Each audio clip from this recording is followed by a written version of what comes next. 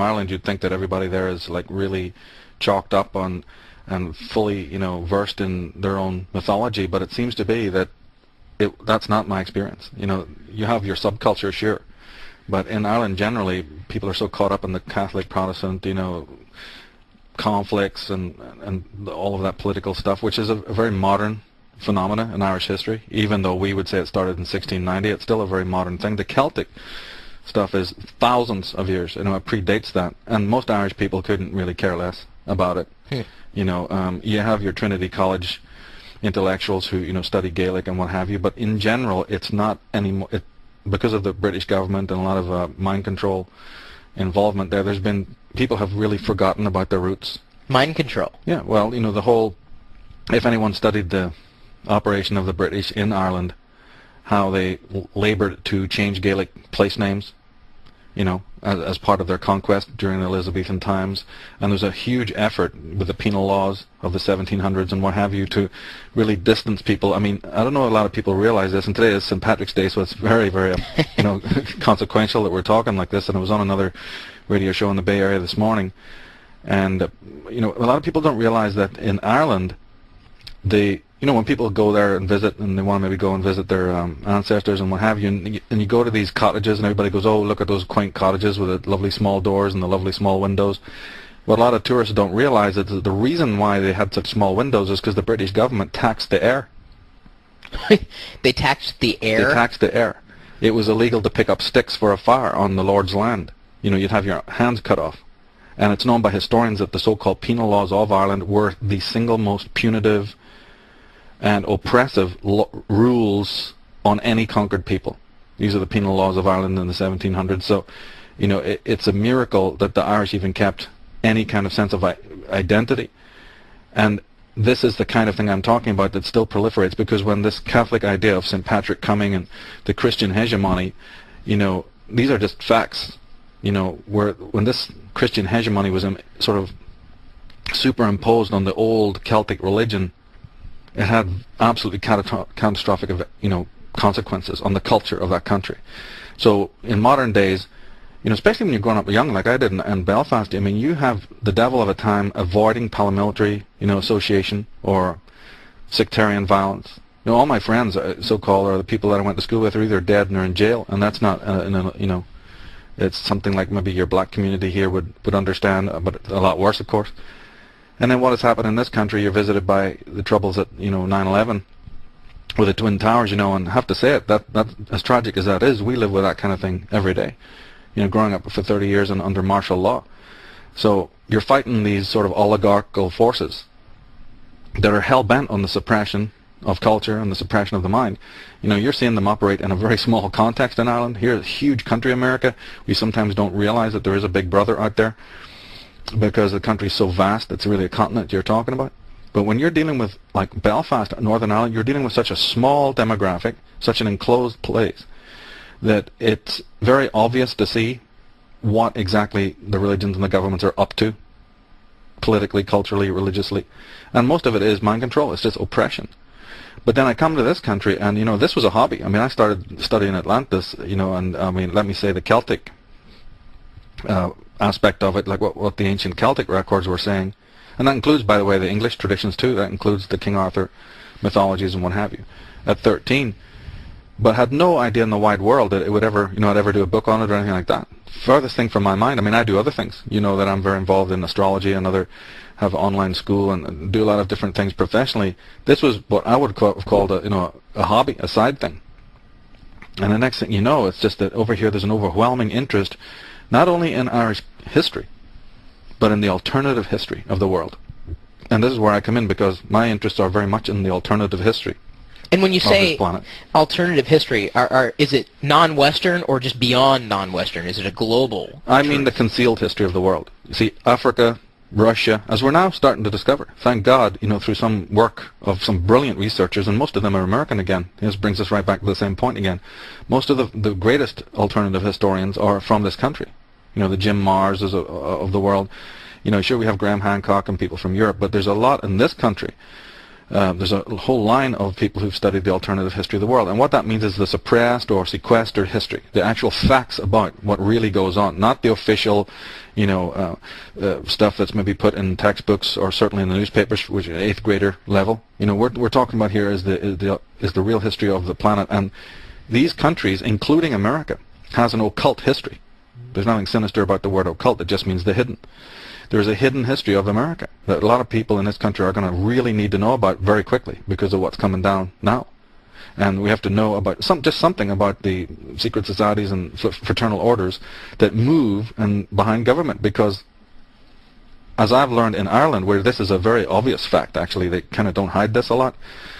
But you see, it makes perfect common sense that if there are cabals, fraternities that are secret, operating behind religion and government, then it's like you and me, making a promise with our fingers crossed behind our back. If these people have allegiances other than their allegiances to the people of the country, which of course I know they do, then what good are their promises? What good are their political promises? And that's why nothing's ever changed in hundreds of years, because these individuals owe their allegiances to different altars than the altar of humanity and the altar of the people, and we are seeing that every day, but we don't exactly know why. Okay, so where should we begin with this, Micheal? It seems it's a tremendous story, it is, and there's so many details. But really, just to understand and to get an overview, where should we begin? Well, it is a tremendous story. It has been referred to as the greatest story never told, and it does involve the occult histories of the world, and it even involves official history too. Once you understand this alternative history of the planet and of human beings, it will explain so many conundrums and so many other issues within even what we know officially. It certainly explains what's happening in the control echelons of the world, but the real story, as I have discovered it, and remember, these are not my ideas, these are based on my studies of the comparative mythologies of the world. Jack Barringer, whose book Past Shock was a very fine book that got me sort of into a lot of this, another American researcher, he says that there are 30,000 texts in the world that deal with, visitation. These are 30,000. Remember, these are the texts that still exist after the burnings and the purgings and what have you. So you can imagine how many hundreds of thousands there would have been had there not been any kind of suppression of these texts. And when you say visitation, we are talking about a life form or a civilization Absolutely. Outside of that which we know. No that question is each about other. it. Carl Sagan, Professor Hermann Oberth, the father of rocketry science. Frederick Soddy, the father of radium. We have, like I said, Carl Sagan. We have Albert Einstein. The list of scientists who believe this, including Oppenheimer, it goes on and on and on. In my book, I talk about these intellectual sources that had no problem in the wide world accepting this. Many of them wrote on it. Rupert Sheldrake understood this. And today, in fact, the leading anthropologists and paleologists in Oxford and Cambridge University, this is Allen and Dallaire, who've written on these subjects, have no problem understanding that the official histories are not correct. But some scholars have gone further to say that, yes, we have in fact been visited, and we still are visited. We've been visited constantly, and it's done. I mean, anyone who imagines for a moment that we're the only life forms in the universe, they need their head checked. I mean, that we don't even need to get into, because that is an absolute fact. There's 400 billion galaxies out there, 450 billion galaxies. So, it's preposterous to assume that we're alone. Now, granted that we're not alone, and granted that other civilizations on other planets have the technology to be able to cross space in whatever way they want to do that. The Gene Roddenberry's would say it's done with dilithium crystals, and Frank Herbert would say, no, they're bending space. I mean, it's wonderful when you get into the science fiction of this, which has also helped us understand, but we really don't understand how it would be done, And this is a whole other field that one day will be taken seriously and will be opened up. But given that there's individuals out there on civilizations who are able to cross the galaxy, we have to accept that this planet in our solar system has been visited many times. This is the first thing. Now, my work, though, focuses on the visitation of one specific group. I do believe that this planet has been visited many times, probably still is, but it's like that old prime directive idea. Anyone who would come here to do their researches, it's obvious from even UFO paranormal sightings that these creatures do not want to be observed, and when they are observed, they try to get away. That's pretty obvious even from eyewitness accounts, that they are not happy to be observed. They're not. That's why they're, for instance, not hovering over New York City. They're coming to some place in the boonies or whatever, and there's a good reason for that, right? Well, then, but I mean, and we'll step into it, I'm sure, further on. How do you then explain the amount of sightings, let's say, like the Phoenix Lights? I mean, where this is a major city, and there are people watching, and there are, like, credible sources and witnesses, or even the Mexico City exactly, that huge videos. event. And there are many public sightings all over the world, including the two you've mentioned are probably the most famous. Let's bookmark that, because the reason for that is very, very important, and we should come to that. What I want to do is take you back to the beginning of this concept. And again, this is coming out of the Celtic records, it's coming out of suppressed books, it's coming out of the Bible, the Book of Enoch, it's coming out of apocryphal works. What that means is that these are books that were left purposely out of the Bible because of what they were containing. Because it was put down by the Council of Nicaea. Precisely. And Constantine, the Bible, yes. And they very much wanted to expurge certain books that, were talking about this. So none of this is far-fetched at all. This can be referenced. My book is full of the references of it. There are many others that can be referenced on my website. I have innumerable links for people to check this out themselves. But according to my particular discoveries, about 50,000 years ago, our planet was in fact visited by a certain contingent. And I believe, though I am not absolutely sure, I tend to think that they came from Alpha Draconis. Now later, they're descendants of these people, and by the way, the descendants of these beings I'm going to be talking about are ruling the world today. Not them themselves, but the descendants, the bloodline descendants of these beings rule the world today. So there's a lot of disinformation that's been put out because, of course, they're not going to want to tell their history as it really is. But I tend to think that it was Alpha Draconis, and there's reasons for that. Now, is that a galaxy? It's a star. Oh, okay. And it has its own constellations. It has its own solar systems and so on. I'll tell you that one of the reasons why I think that is because the Pyramid of Giza, which is one of the greatest, if not the greatest altar on the face of the earth. I mean, the thing's visible from outer space, The descending gallery in that pyramid, which is quite narrow, if you go to the bottom of the gallery and look up, of course it tracks up into the sky, into space. Well, when the pyramid was built, the gallery, almost something like out of Indiana Jones, it focused on a part of the sky which was exactly where Alpha Draconis was. So at the bottom of the descending gallery in Giza Pyramid, if you looked up in the night through this tunnel, you would have seen Alpha Draconis. So I would wonder, why on earth would somebody go to all this, effort to build this incredible 13.5 acre, with billions of blocks of stone or whatever, and then, focus only on that star? I think they might be trying to tell us something there. So Alpha Draconis at least is on the hot list of potentials, although Sirius and Pleiades have also been mentioned. But this group that came are known by innumerable names. The Bible refers to them as the fallen angels. The Hebrew translation of that is Anakim or Nephilim, which is the most common name. The Sumerians refer to them, and the Babylonians refer to them as the Anunnaki. And the word Nephilim really means those who were cast down. Those who were cast down out of heaven, So this Luciferian satanic concept.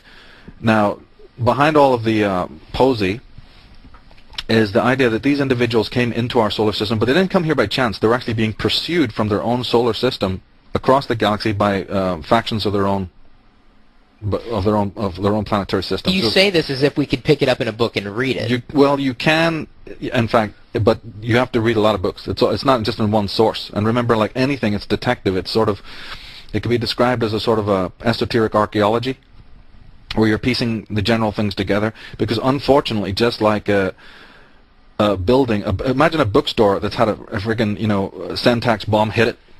Yeah, the information's all there, but my God, some have titles, some don't. You don't know what the cover is. So the information is there, so you have to piece it together as best you can in a sort of a forensic style way. So these characters, the Anunnaki, the Nephilim, were cast out. They were being chased across the galaxy. That's what it sounds like from many sources, and this does include channelers. I don't totally buy into all of that stuff, but a lot of this does come from people who've channeled and people who've seen, and some of these people are quite credible. But other parts of this is documented evidence. So it's as rational to us as any documented evidence from any time period. You don't have to be taken as seriously as that. So they say that the Anunnaki were in fact a small contingent being pursued because they've been ousted from their own planetary system. And that whole saga is very interesting, but it's a very separate thing. They actually stray into our solar system, and they first land on the famous 12th planet. depending on how you're counting, but there was a 12th planet in our solar system that existed between Jupiter and Mars. That's what the asteroid belt is now. It's the remnants of this great planet, and that planet is documented. One of its names was Tiamat. Tiamat is a Scandinavian term that meant the watery one, because Tiamat was, unlike our planet, was almost entirely an ocean planet of seas, saltwater seas, and it was huge. It was many times, 15 and something times bigger than our planet. And Tiamat was actually known in antiquity as the second sun, not because it was a sun, but because just like Venus on a dark night, it would cast, it really looked effulgent.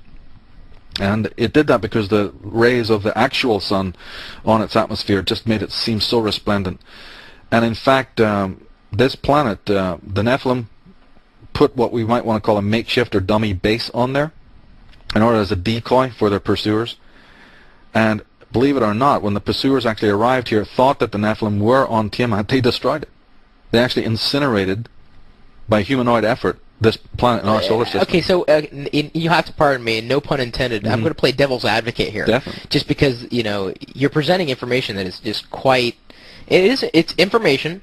I'm not going to say, whether it's true or it's false. I'll leave it up for whoever's listening to decide for themselves. How the hell did you piece together, even to that point, to understand that there was at one point a 12th planet that was covered in water, that there's a base on there that was destroyed and is now the asteroid belt? Well, this is coming from old documents like the Enuma Elish, which is a Persian book, and the Bundadish, which is another Persian book, and from the Sumerian records. This has been established, especially by Zechariah Sitchin, whose work is very important in this. I have several differences with Zechariah Sitchin's work, but again, I think they're sort of a moot point for this conversation. He has definitely uncovered the old cylinder seals, which talk about this. In fact, in Allen and Dallaire, these two scientists from Oxford and Cambridge University, they've written a book called Cataclysm, and I can read one small paragraph from that. They talk about this. They say, if we elevate the moon to planetary status, as the Sumerians appear to have done, then we have a total of 10 planets orbiting the sun today. On this basis, one planet is still currently missing from the earlier Sumerian total. Could there really have been another planet known to the Sumerians, as yet unknown to us or lost since their day? So these are not some hippie, freaky, channeling New Age, bumpkins. These are the top scientists in the world. You have MIT people like Otto Binder and Max Flint, who are very much looking into this. You have Bode's Law, which is the scientific principle that absolutely says that, mathematically speaking, between Mars and Jupiter there should be another planet there, but it's not there. But what we do have is clusters of orbiting, dust. And in the Enuma Elish, it actually refers to Tiamat. Of course, it does it in poetic language. It says, go and cut off Tiamat's life, and let the winds convey her blood to the secret places. And which text was that This from? is the Enuma Elish. And it's just one of many books that talk about this. Now, see, again, here, this is a very important point for people to grasp. In some of these ancient books, they're not denotative accounts. They're connotative and they're poetical. And this is one of the reasons why a lot of this information has yet not come forth.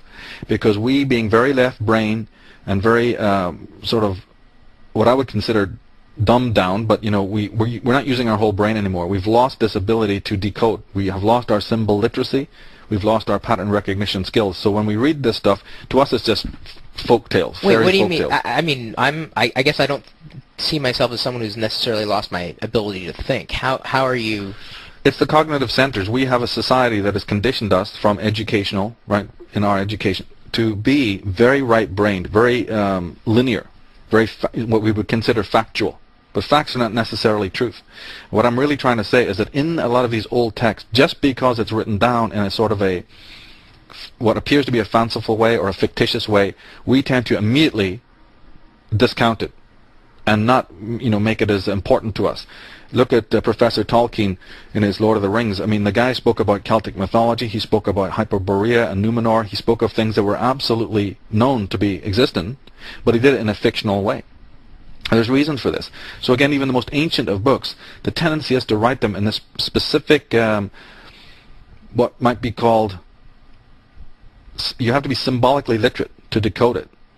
And look at the ancient Egyptians. They didn't write words. They wrote in hieroglyphics. So the whole idea was there on graphic, reference. Now, when the Judeo-Christian paradigm came into town, what did they immediately do? They have an edict in the Ten Commandments that says, "Thou shalt not make graven images," which was a prohibition against making images of God or images of being or images of meaning. Well, why does that prohibition come before "thou shalt not kill"? Many scholars like Leonard Schlein have wondered about this. It's more important to not make images than it is to murder somebody? That's right. In Judeo-Christianity, which is, of course, the hegemony that's really in power now, was very much against this idea of figurative representation. But we cannot decode the history of our planet without awakening that again. Now, in these ancient books, it definitely talks about the fact, the presence of a planet, and it's not there now, and most people think it just blew up because of some, intervening comet. This is what Zachariah Sitchin believes, and I do not agree with that. If you read Commons Beaumont, one of the most suppressed authors in the world, his books are very, very hard to find, or Immanuel Velikovsky, who is the, not one of, but the most lambasted, scholars in the world. In fact, my biology teacher in high school, Kirk Brill, brought up during the I think we were starting to talk about evolution, and I don't know if Jake, did you have Mr. Brill, or were you with Mooney? No, I had Mr. Brill, but I didn't necessarily pay that much attention in his class. I paid specific attention to this because he brought in papers from Velikovsky talking about how Venus was at one point a comet, and it was trapped somehow in the solar system. I think that was Velikovsky's That is theory. totally Velikovsky. He was an expert on Venus. In fact, many of the discoveries we have today about Venus, not only Venus, but our solar system, come from him, because he's been proved right every time. This so-called lambasted visionary, this so-called unscientific, wannabe, has now turned out, after so many years, to be 100% correct, and all his detractors are wrong. So here we have this whole problem again. But Velikovsky also talks about the fact that cometary bodies may have done it. I have subsequently found out that that's not quite true. They were on the right track there, but that the planet was actually destroyed by this humanoid element. It's in the myth and legends, if you know what you're looking at. Tiamat. Tiamat, yeah. It had many other names. In fact, the word Lucifer, son of the morning, was one of the ancient names of that planet. Which wasn't a bad thing. That just meant the son of the morning, and it was called Marduk, Rahab in the Bible. There's been many names for this particular body, and it was 15 times larger than the earth, and it was actually destroyed because these individuals that were pursuing the Nephilim, now we don't actually know whether these people who were pursuing the Nephilim were any more good or worse. We don't know these things, and we haven't quite gotten to the point where we're defining the characterizations of the Nephilim. It's really impossible, because, see, there's certain things we know and certain things we don't know. We don't know if those pursuers were equally as evil, or what we want to call that. It's all relative. But what we do know is that the Nephilim didn't come here by choice. We also know that you don't drive your car through an earthquake by choice. So the destruction of that planet caused immense devastation cosmically. A lot of planets were pulled off their normal orbits. Ancients claim that the moon is a remnant. It certainly looks like a remnant of something with all the pock marks on it. It's certainly vastly bigger than any other satellite of any other planet. So very quickly what they say is that our planet was in total chaos. And more importantly for us, and remember I'm dating this about 50,000 years ago, the destruction of the water planet Tiamat caused Earth's first deluge. So that famous flood, which is accounted for in every civilization in the world, I don't care what civilization you're talking about, and this was one of Velikovsky's also great discoveries, is he understood that they were not only talking about flood, they all were speaking about it happening at the same time. A great deal of effort had been put into making it look like, or appear to us on paper, that these were all different timings, because remember every civilization uses a different calendar. So it had been put before us that these cranks, these ancient, shamans and these scribes were utterly talking nonsense because, the times were wrong. But Velikovsky came along, studied every single one of these cultures, made an objective calendar in which you could plot their individual time calendars, and found out they're all exactly at the same time, which is approximately 40,000, 50,000 years ago. Now this deluge, which means, space is a cryogenic chamber. But when you have an exploded planet with water, salt water, streaming through the atmosphere, it's collected in the Roche field and in the stratosphere. It's attracted by the magnetic pull of our planet, which it still is today, by the way, and then a lot of it falls as debris. And that's the famous 40 days of rain, the tremendous climatical upheavals that have been all scientifically approved now. There's not a thing that I'm saying that is not absolutely scientifically documented now. You mean in terms of there being a deluge? Right, but not only that, that has been already understood, But I'll go further than that. It has now been understood that the deluge came from up there. Wait, is this like a new bit of Yeah, this is evidence? Oh, yeah. Like, people want proof. They Yes. want Well, they need controversial right. proof. All of my stuff has this proof. Allen and Dallaire, their first book on this subject was called When the Earth Nearly Died. Their second book is called Cataclysm. These are the top, and I mean the top scientists in Oxford and Cambridge University who've looked into the whole question of Velikovsky and so on. They conclude that our planet, as von Däniken had been saying years before, had not got hardly any ocean on it. In fact, it didn't have, the only water that was on this planet prior to 50,000 years ago was what they call the Miocene Ocean, which was in Russia where the Caspian and Black Sea are. But the Pacific Ocean and the Atlantic and all of the rest of it did not exist. That can be proven now. They're thinking that this destruction of Tiamat might have, and for those who are really into science fiction, we can even add that maybe even the active destruction of these aliens gouged out what we know to be the Pacific Gorge in one go. Now that sounds unbelievable until you realize that it is now officially understood by geologists that the Grand Canyon might have been carved out in one day. Oh, Yep. This is so. is there? There's a lot of research out of this. This is official. This is official fact that it has now been understood that the Grand Canyon at the Colorado River could have actually happened in not maybe one day, but a very short time, a matter of hours and days. Do they know how? Yes, they do know how. In these books, you will find evidence of the meteor and the cometary implosions that took place all over the world. I have a lot of information on this in my book. So let's just say for now, we can't push the point because people need to go to the sources and read it, because it does sound preposterous. It's meant to sound preposterous because the world around us has not been explained properly. And Carolina, anyone who's lived in North and South Carolina, in Georgia, know about the impacts of thousands upon thousands of meteors, thousands upon thousands of them that have hit there in times of old. Scholars have discovered that there's something very bizarre about the Grand Canyon, and I think that possibly this recent cataclysm in the solar system may have even precipitated the gouging out of the Pacific. Now, the waters that pour in here, they liquefy. They're probably coming in as rocks of ice, and that's exactly what the ancient legends say. But of course, passing through our atmosphere, they liquefy again and fall as rain. The Celtic books are adamant about this. In the Welsh Chronicle, the Book of Taliesin, there's actually a very famous book. I don't know if you've heard of it. It's called the Book of Taliesin. Taliesin was the great poet of the Welsh. The Welsh have the highest regard for Taliesin because he is like sort of, in one way, a contemporary or a similar being as Merlin. Everyone in the world has heard of Merlin. Well, Merlin was actually based on an old Celtic poet that lived many thousands of years before him, but also was the Welsh poet Taliesin, and in his works, Taliesin talks about that the waves, that there was this descent. I have the quote right here. Here it is. This is from again, it's poetic. So he says, I have been in the boat of Dylan. Dylan is the famous a word that means the ocean. Anybody who's called Dylan, it actually means the black waves of the ocean. So he says, I've been in the boat of Dylan, the son of the wave, when the waters rose as lances falling down from the skies into the exposed abyss.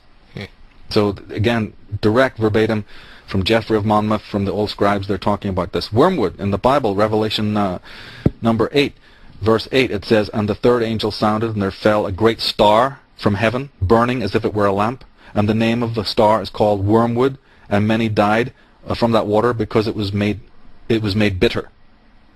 So the Bible records are talking about bitter waters, which was not known on this earth before.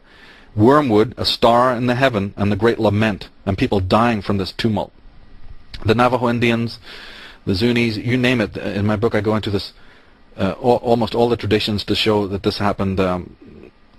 Cross-culturally. Yes, so it's very important to do that. See, Zachariah Sitchin, one of my sort of peeves with Zachariah, even though he's a great scholar, he is focused almost entirely on the Sumerian Babylonian record.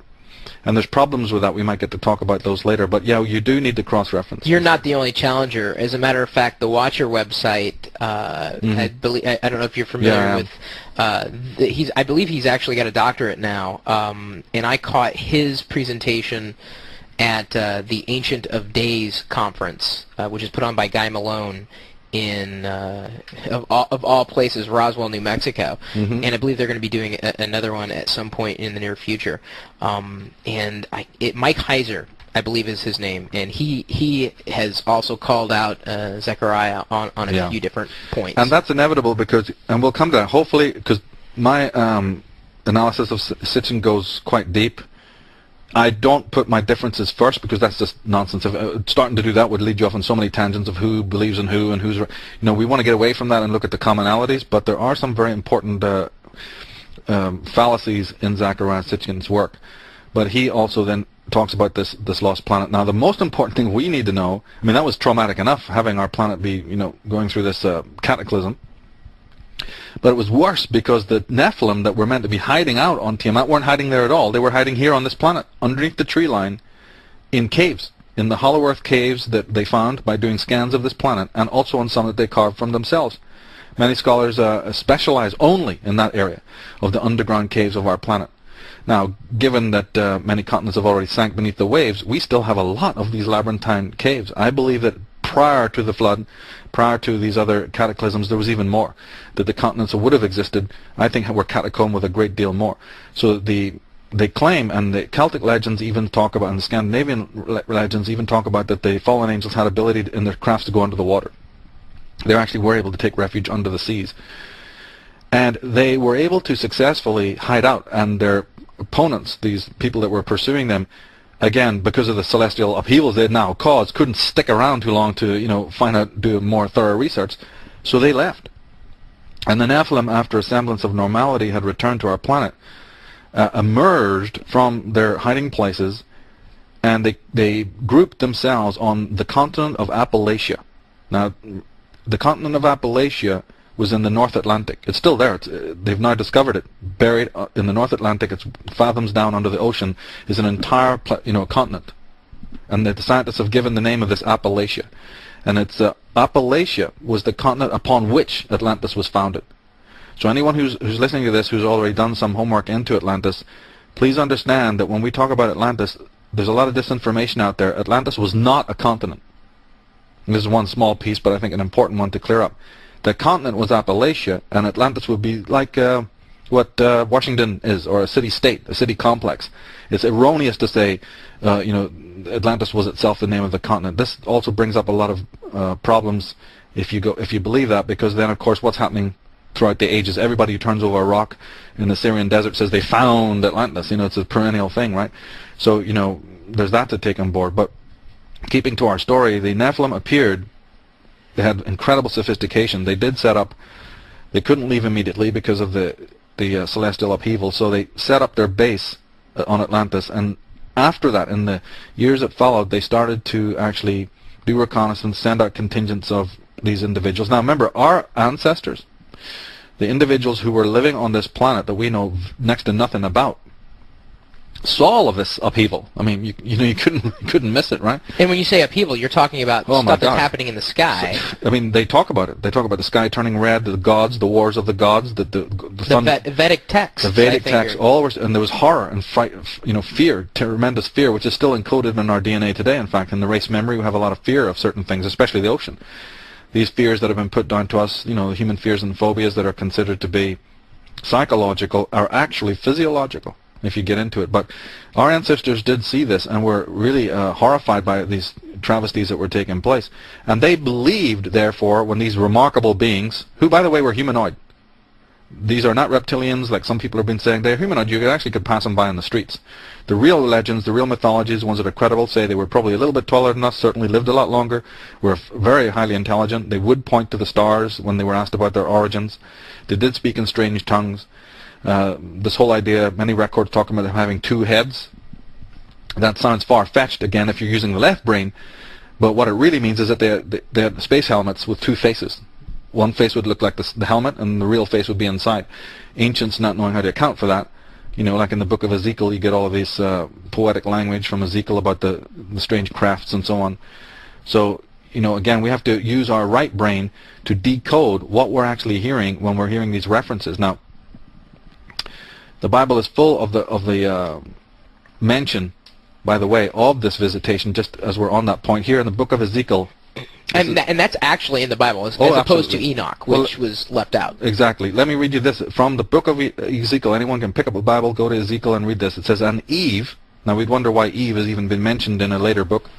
But it says, "Then Eve looked up to heaven and saw a shining chariot, come drawn by 4 gleaming angels, whose glory no one born of woman could express, nor look upon their face, and the angels went before the chariot."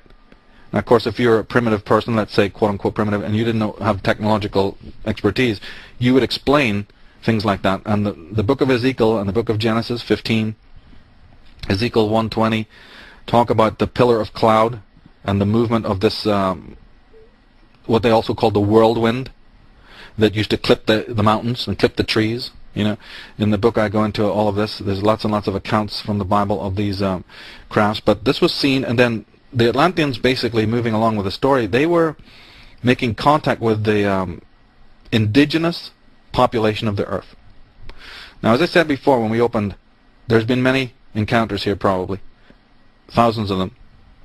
This one group is special because they decided to intervene in a way that was very much taboo. So the Atlanteans, are they descendants from the Nephilim? Yeah, and it's good that you made that point, because now we can in fact refer to, it's good to refer now to these Anakim or the Nephilim as the Atlanteans, because they are the founders of Atlantis. Atlantis was not founded or created by anyone on this planet. It was an alien base.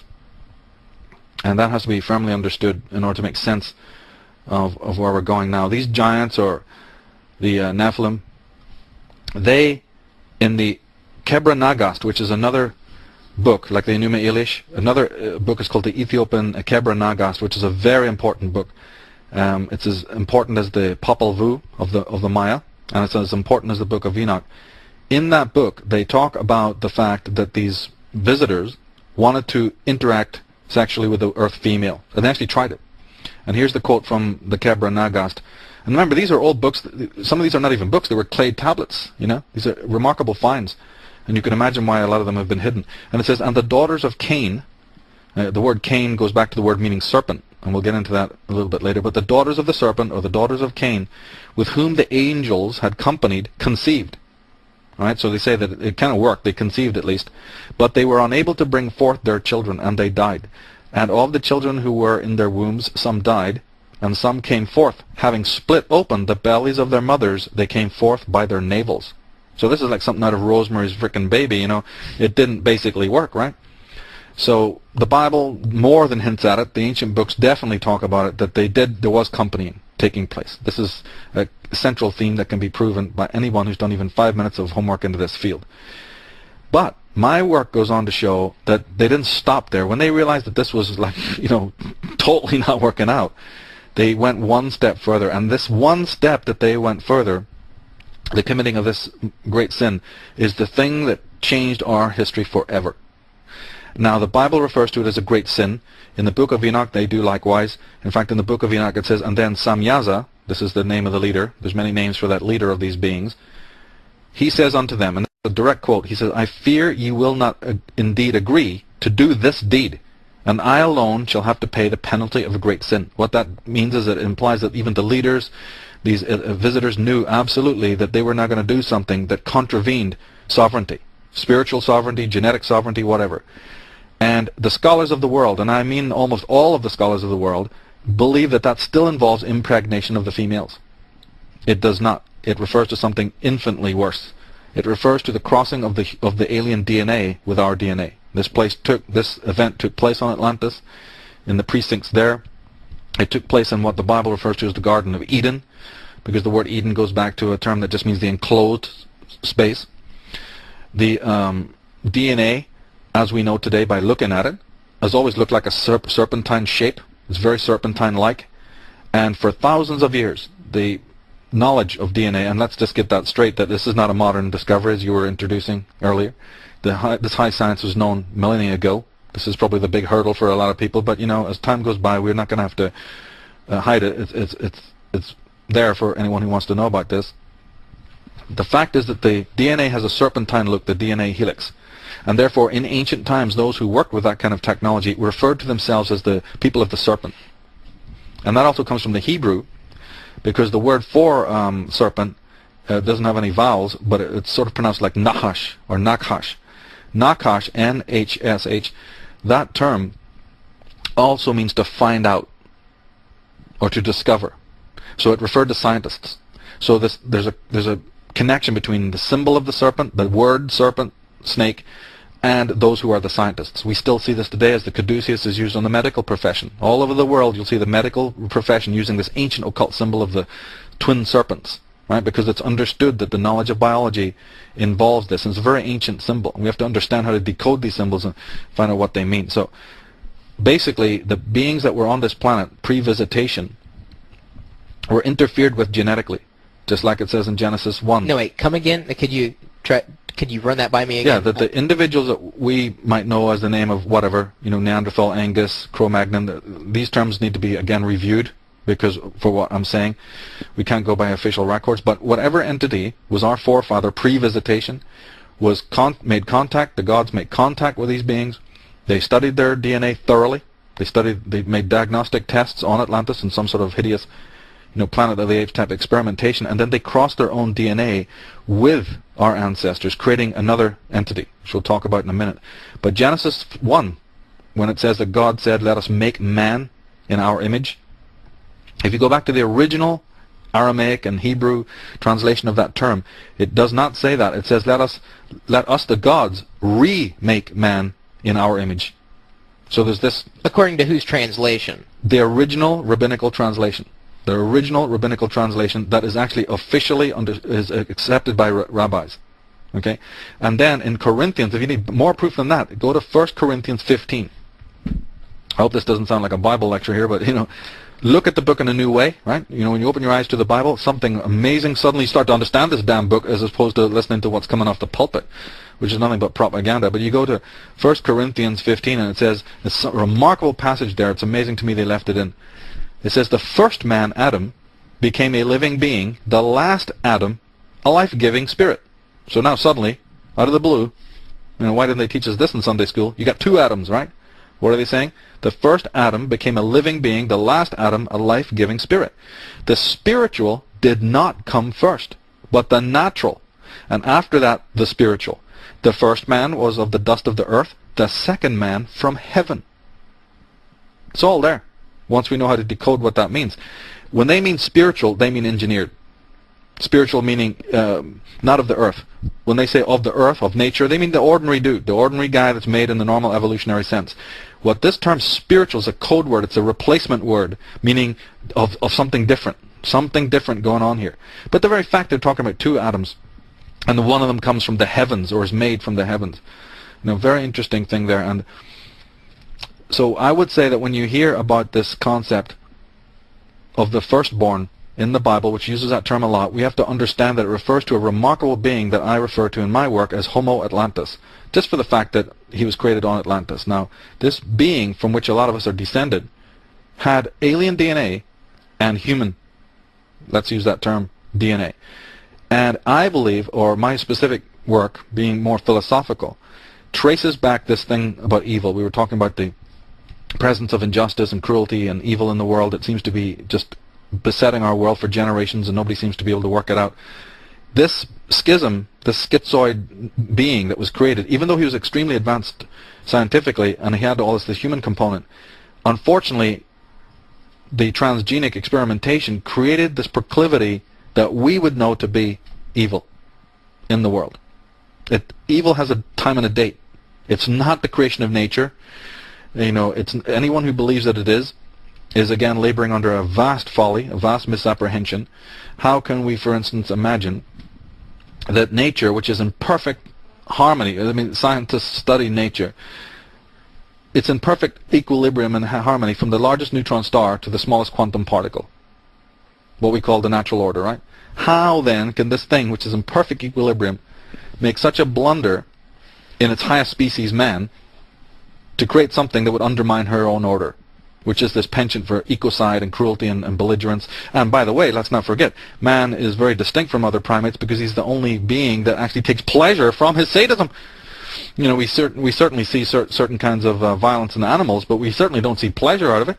The human being, sad to say, how many people in this world have asked that question? Not just great scholars, but even laymen. What is it that really, really makes us different from the animal or the primate, well, are we really ready for the answer? I mean, do we really want the answer to that? The answer is our cruelty to one another, our injustice. Now, my work is to explain this, because I'm not a ufologist. I'm not a person who's really that interested in paranormal subject matter, and I make this clear when I do talks to people who are from that persuasion.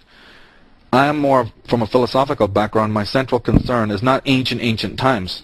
I mean, I've studied that for a purpose, because I am fascinated and interested with what's going on now. I am a person who's very much in this world. I'm not just, studying ancient things because I got nothing better to do. I am tracking something, the origins of evil, because in the 21st century, in a very, very short time, and I predict this in the preface of the Atlantis book, we are going to discover the truth about our origins and our destiny. And along with that, one of the first things that comes with that is the discovery of this thing about the phenomena of evil. How did it come into the world? How did it come into human nature? There's an incredible thesis here to be studied. I'm only making a small movement into it. But it comes from this transgenic experimentation.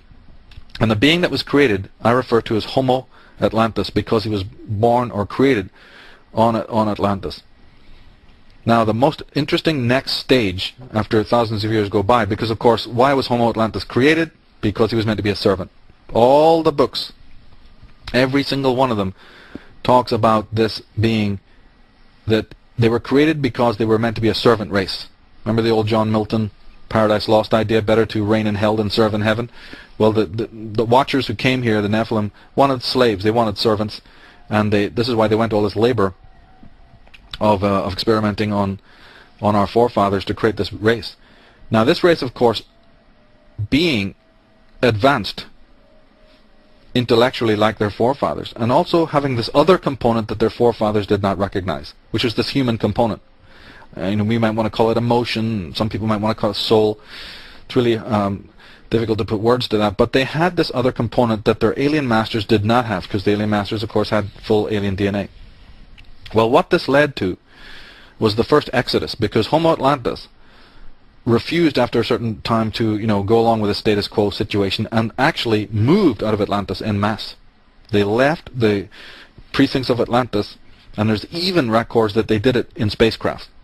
And they set up their own thriving civilization on another landmass, which was near where the Pacific is today, that was called Oceania, and it's better known to scholars as Lemuria. So the Lemurians are actually created by the Atlanteans, but they decide to leave. And from that moment on, they become a rival faction.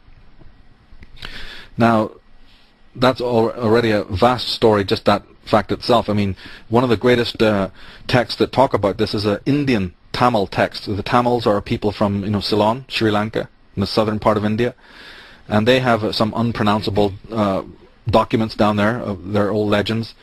The Silapadarakan is one of the books, and they refer to this island in the Pacific, and they actually call it the Kamai Nadu, or the Kamari Kandam, which meant the dragon land of the immortal serpents. Again, a reference to the gods, a reference to great scientists who set up base on Lemuria. And of course now, it all would have ended there, except that the Atlanteans, they did not particularly like this, and they decided to go back to their drawing boards to create another being, a Mark II entity, a Mark II slave. And we might want to call that being Adamic, because the beings that are referred to in the Bible of Adam and Eve are not individuals, and if you think of that, it makes no sense at all. We have to learn, like your American scholar Ignatius Donnelly, who was one of the greatest Atlantean scholars ever lived, he fully understood this, that when you're talking about the Elohim and Jehovah, when you're talking about Adam and Eve, you're talking about multiplicities. This has to be understood plurally, not in singular. So the atoms were created, and not wanting to have a repeat of the first problem, it was decided by the Atlanteans that they would turn off or dumb down the higher intelligence centers of these new slaves, because they didn't want the same rebelliousness before. Now, I mean, my God, today they can sit you in an armchair in some laboratory, stick a couple of probes in your head, and you'll be dumbed down in like half an hour. Think what you can do when you have access to the genome. That's exactly what happened. So the Bible and the ancient books refer to this as being Adam and Eve being sent naked into the garden. Which of course makes no sense at all until you realize it is not physical nakedness that's being spoken of there. It's another cryptic phrase, another cover story that means intellectual nakedness, psychological nakedness, unintelligent. And they were sent forth. Now, many books were purged. that had this information. So we only have scraps left, but one of the most appealing and sensational and utterly amazing references to this is from the Mexican codices. There's very few of them left, but the most important one for people to know about is called the Popol Vuh. I have the quote in my book, and the quote says, "Let us make him who shall nourish and sustain us." Okay, this is the gods talking. They say, "Let us make him who shall nourish and sustain us. What shall we do to be invoked, to be remembered in earth? We have tried with our first creatures, but could not make them venerate us. So then, let us try to make obedient, respectful beings who shall nourish and sustain us." And what's that from? The Popol Vuh? The Popol Vuh. So you can imagine now, just reading that one little, caption, how the elites of the world would want to burn and destroy and just genocidally destroy all of it. My God, if this is a sample of what they contain, no wonder. So this Adamic man was to be dumbed down. The Epic of Atrahasis, which is another ancient book, dates to about 2,000 years BC, which was found in Assyria, also mentions this, that the gods wanted to create a slave race in order to just produce food and to do mining and to be basically a primitive sort of creature. But here's the problem. The Lemurians, who had now, gone south, as we say, and set up their own thriving civilization, they had suspected that their fathers might do something like this and had been keeping surveillance over Atlantis just in case. When they actually did find out that their Atlantean forefathers had gone back to the drawing boards, they had a bit of a predicament, or what you might want to call a dilemma, because you see, in a way, the Adamic man, by also having human DNA, was in a way a genetic cousin to the Lemurians. So also being a hybrid. Being a hybrid. Yeah. So the Lemurians, just like you or I, you see, we would say, okay, look, we got free, of that prison, but wait a minute, here's our cousins and brothers all in servitude there without the faintest idea what's going on. Can we leave them, in that state? And they decided no, that they couldn't. So the story goes that agents, ambassadors from the Lemurians were sent surreptitiously into the fields of Eden, or into Atlantis, or into basically the empire of Atlantis, which is probably now spread all over the world, to make contact with these dumbed down cousins of theirs, the Adams and the Eves, to try and tell them basically, hey, know ye not your gods, what we can do, you can do also and more, and if you come with us too, where we are, we will awaken you to all that's been hidden from you. And the stories go that the Adams, which were the male component here, were completely not getting it. They just were not responsive. Now this story, of course, became corrupted in the Bible later on. When we unravel it and find the original prototypical stories that the book of Genesis story is based on, you find a most interesting tale. And the Eves, they say, these are the female component, they seem to be attracted or interested in the sons of the serpent, these Lemurians that were coming in. When you say they say, could you clarify that? In this case, what was based, or what was the book of Genesis based upon? This was it was specifically based, let's see now, I can't really, this Epic of Atrahasis, the Epic of Gilgamesh, there's a bunch of, it's just not on the tip of my mind right now, That's but I'll fine. probably come to it. I was curious. There are, I have that information documented. There are original texts that the Bible directly comes from. And in that book, in these books, they talk about the fact that there was a little bit of resistance from the Adams. But the Eves were sort of getting it because of some unspeakable attraction to these gods, basically. And they precipitated the move out of Eden. Now, the Bible rescripts this later to make the female the reason for the fall. In fact, they script it so that the serpent that comes into the garden is actually a tempter, the son of evil and all that rubbish, right? Which, of course, if you actually start reading it, makes zero sense whatsoever, because why would God create a Satan and blah, blah, blah? The whole thing becomes a contortion, a Gordian knot of questions. Well, that's because you got the wrong story. Get the right story, look at it from the right way, and suddenly it makes sense. These beings that came in were actually liberating forces. And one of the experts on this particular little saga that I'm talking about right here was the great occultist and theosophist Helena Blavatsky. So anyone who really wants to look into this needs to look into her book Isis Unveiled and the Secret Doctrine, because she has just an encyclopedic knowledge of the texts that go with this period that I'm talking about. I'm glad that you asked me that question of sources, because the real key person there to look into is Helena Blavatsky of the Theosophical Society. She was very much into this. And also in American context, you have Lana Cantrell, L-A-N-A, Lana Cantrell, who wrote a book called The Greatest Story Never Told. quite a hard book to get, but it's still available, and she will go into all of this sources as well about this particular area. And basically the Adams and the Eves, they do accompany these new mentors of theirs, the Lemurians, and they do go to Lemuria. Maybe not all, but a vast, enough of a number to make the Atlanteans very, very unhappy. Now we come to the part of the story which was really what we opened with, which was the technology aspect. This is the third time now that the Atlanteans have been snubbed. I mean, I can kind of understand it from their point of view. First of all, you get chucked out of your own planetary system. You come to a planet which is too small, or you don't even really know why you're here. You can't really readily leave. Then you make a perfect servant who won't serve you. Then you make the perfect servant, but they're seduced away. So it's like 3 times now you've been snubbed.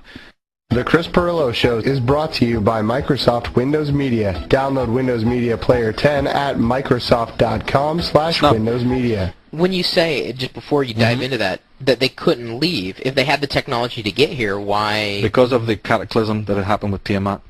The cataclysm, so... The solar upheavals. So the celestial upheaval. Okay, so something was keeping them Something was keeping them here. It was so severe, and I'm thinking that there's something that was keeping them here, but I think originally they were just a little bit, they probably wanted to colonize this planet anyway, so I think they had various reasons for staying, not just one, but several. I think one of the things was fear of leaving. They didn't know, for instance, if those pursuers were out there, so they wanted to sort of stick around. Then they wanted to colonize the planet. They realized it was very rich. And I think that there was a fear of leaving. There's a bunch of components, and one very important, all-conclusive reason, but we'll have to come to that in a minute.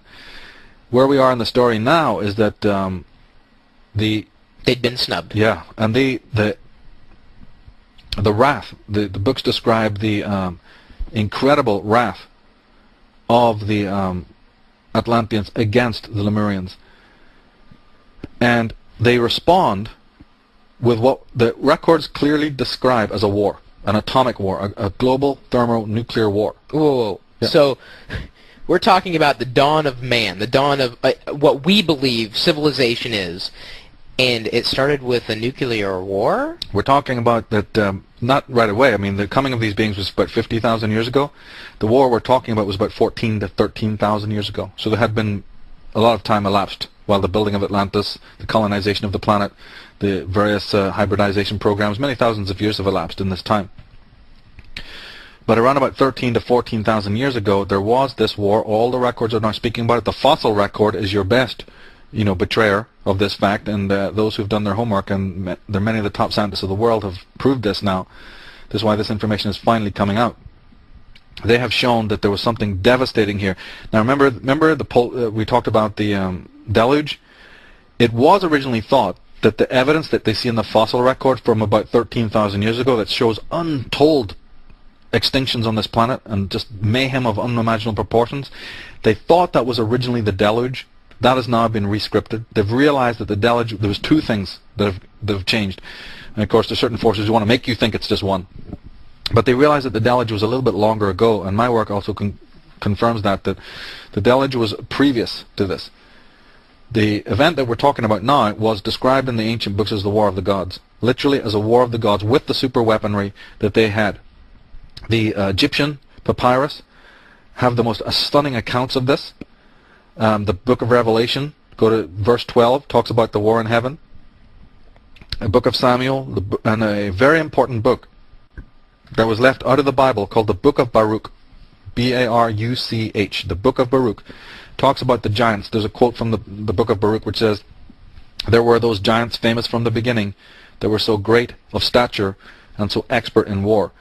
Again, the historian Manetho talks about it. There's a papyrus in Egypt from 2,000 years BC called the Upuar papyrus. All of this stuff is in the book, so don't have to take notes. But the book of Isaiah, there are just absolutely thrilling accounts in all the legends of the world of this horrendous fight that took place. And of course what interests me, and I know interests you, is the fact that great weaponry was used here. So in the book of Job, remember we talked about the symbolic literacy bit? In the book of Job 14, there's a very short passage where it says, "And he shall flee from the iron weapon, and the bow shall strike him through." When we read chapters like that, we have to put it in context. yeah, 50 years ago, 100 years ago, before we in our Western world had moved into some of the technologies we're discovering now, if you had read that, it wouldn't have made a bit of sense. But see, now, because we're in the 21st century, we can review a lot of this and think, wait a minute, iron weapon, the bow shall strike him through. There's other passages that talk about these super weaponry, and we can start to understand it in a new context. And in a very well-known and sacred Indian book called the Srimad Bhagavatam, this thing is about 50 volumes. 50 volumes, and many of these volumes feature this thing with the War of the Gods. And they talk about there's a passage there which talks about a demon race which invaded the planetary systems. Opposing them was the Hindu god Shiva, who possessed a powerful weapon that he fired at the enemy airships from his own. You know, Ovid, the great Greek, in his book Metamorphosis, he talks about the giants attacked the very throne of heaven, and Jupiter, you know, struck them down. The Norse Edda is filled with it. The Norse Edda is one of the greatest scriptures for this, by the way. It has the most interesting accounts of the weaponry, along with the Vedas. They talk about also the evil afterwind, you know, like the residue, sort of the aftershock, or what you might call the fallout. The fallout, yeah. The Norse Edda talks a lot about that. But the most famous accounts, let's say, were well. Let me, before I go on to the Mahabharata, which has the most interesting accounts. There's Exodus 7. I draw your attention to Exodus 7, where it says, "And Moses and Aaron did as the Lord commanded, and he lifted up the rod and smote the waters that were in the river, and all the waters that were in the river were turned to blood." This bit of, you always hear about the rod, is actually a weapon of some kind. So in the Bible, when you hear that, just remember you're hearing about a form of weaponry, and if you read the rest of the passage, suddenly it'll start to be clear.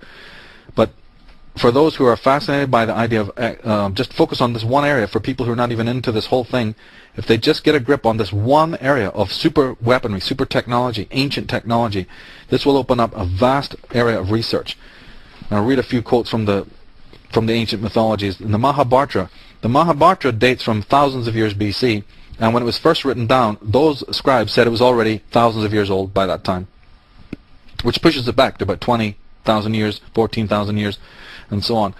This is a direct quote from the Mahabharata, the ancient text of India. It says, "The Subha," this is the spacecraft, "the Subhas clung to the sky at a league's length. He threw at me rocks, missiles, spears, spikes, battle axes, three-bladed javelins." Right, we know about those heat-seeking missiles and the ones, what's that, the Scud missiles that split open or whatever? Well, they're talking about the three-bladed javelins, flame-throwers, without pausing. "The sky seemed to hold 100 suns, 100 moons, and 100 myriad stars. Neither day nor night could be made out, or the points of the compass." The Ramayana, which is another one of the great Indian texts, mentions an iron thunderbolt capable of killing hundreds of thousands of humans. It was also said to be so powerful that it would have destroyed the earth.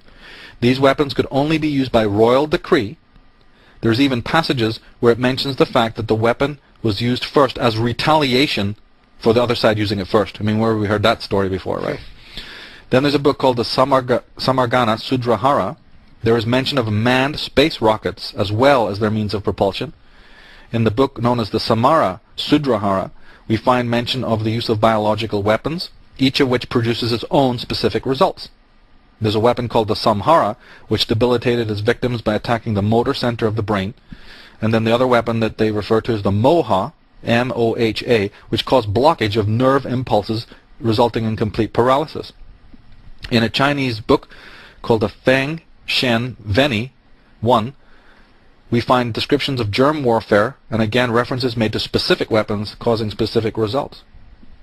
We have in the Mahabharata translations of this, because I know your next question is, my goodness, how come we didn't know about this before? Because when the British forces, again, just like they'd done in Ireland, when they moved into India and commissioned the translation of these books, they generally left these descriptions out.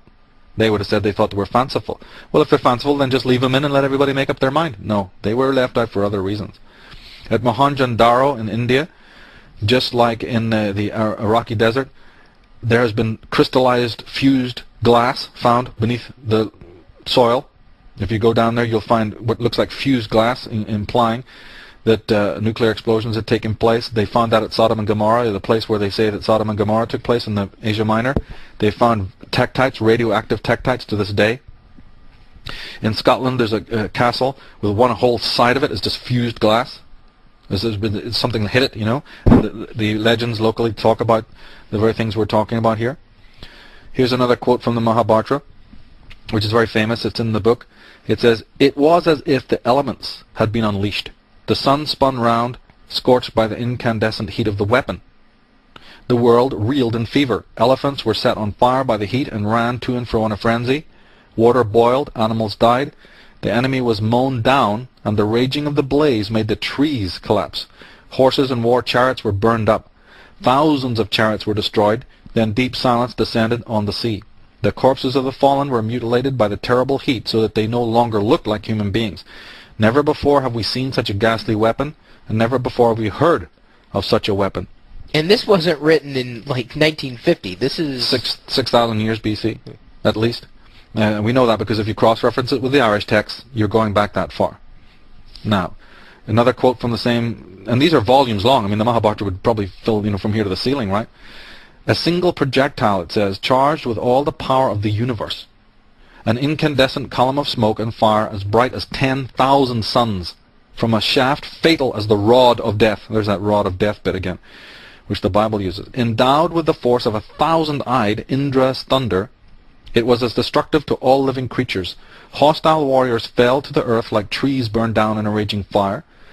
A substance like fire has sprung into existence. Blistering hills, rivers, and trees. All are being reduced to ashes. You cruel and evil ones, drunk with pride, through that iron bolt, ye shall become exterminators of your race." When we read that story about Lot and his wife in the Bible, where it says, "Don't turn back because you'll turn into a pillar of salt," that's a mistranslation. The original Aramaic, the original Hebrew translation is not salt, it's vapor. The word is much more like our English, "You'll turn into a vaporous, you'll just disintegrate." And this, by the way, anyone who wants this translation of the Mahabharata, it is the Protan Chandra Roy. Okay, so it's Protan Chandra Roy's translation in 1889. Has these particular things. But of course, if you just want to get my book, it's all in there. So it says, another quote says, "Gurkha, flying in his swift and powerful Vimana," and the word Vimana translates into flying craft, by the way, "hurled against the three cities of the Varishis and the Andhakas." These are the two groups that they're talking about. And very much like I've been saying, I use terms like Atlantean and Lemurian. Another one of the most confirming things is they always talk about just two main contingents. Why not 6 or 7 or 5 or 4 or 50? It's always the two, because they're talking about what we've been mentioning here. Well, they hurled a single projectile charged with all the power of the universe. It was an unknown weapon, an iron thunderbolt, a gigantic messenger of death, which reduced to ashes the entire race of the Vrishnis and the Andhakas. So they're talking about both sides had casualties. The corpses were so burned as to be unrecognizable. Now listen to this. The hair and nails fell out. Pottery broke without apparent cause, and birds turned white. After a few hours, all foodstuffs were infected. To escape from this fire, the soldiers threw themselves into streams to wash themselves and their equipment. The weapon was so feared that in great distress of mind, and that's a direct quote, the king had the bolt reduced to fine powder and thrown into the sea. Even with these precautions, people's hair and fingernails fell out overnight. Birds turned white and their legs became scarlet and blistered, and food went bad.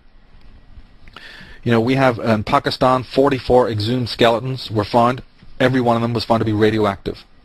Whoa, when was this? This is recorded in Jonathan Cray's Dead Men's Secret in the 19th century, and they dated these skeletons to 2,000 years BC.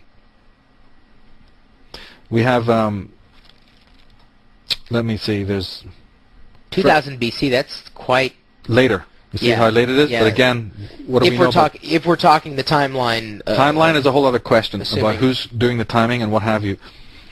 Now, the most important part of this, I mean, it just goes on and on. There's, as I said, this is a whole subject in itself. I want to read you one more very, very important quote that I found concerning this vast thing with the weaponry. In the Celtic legend,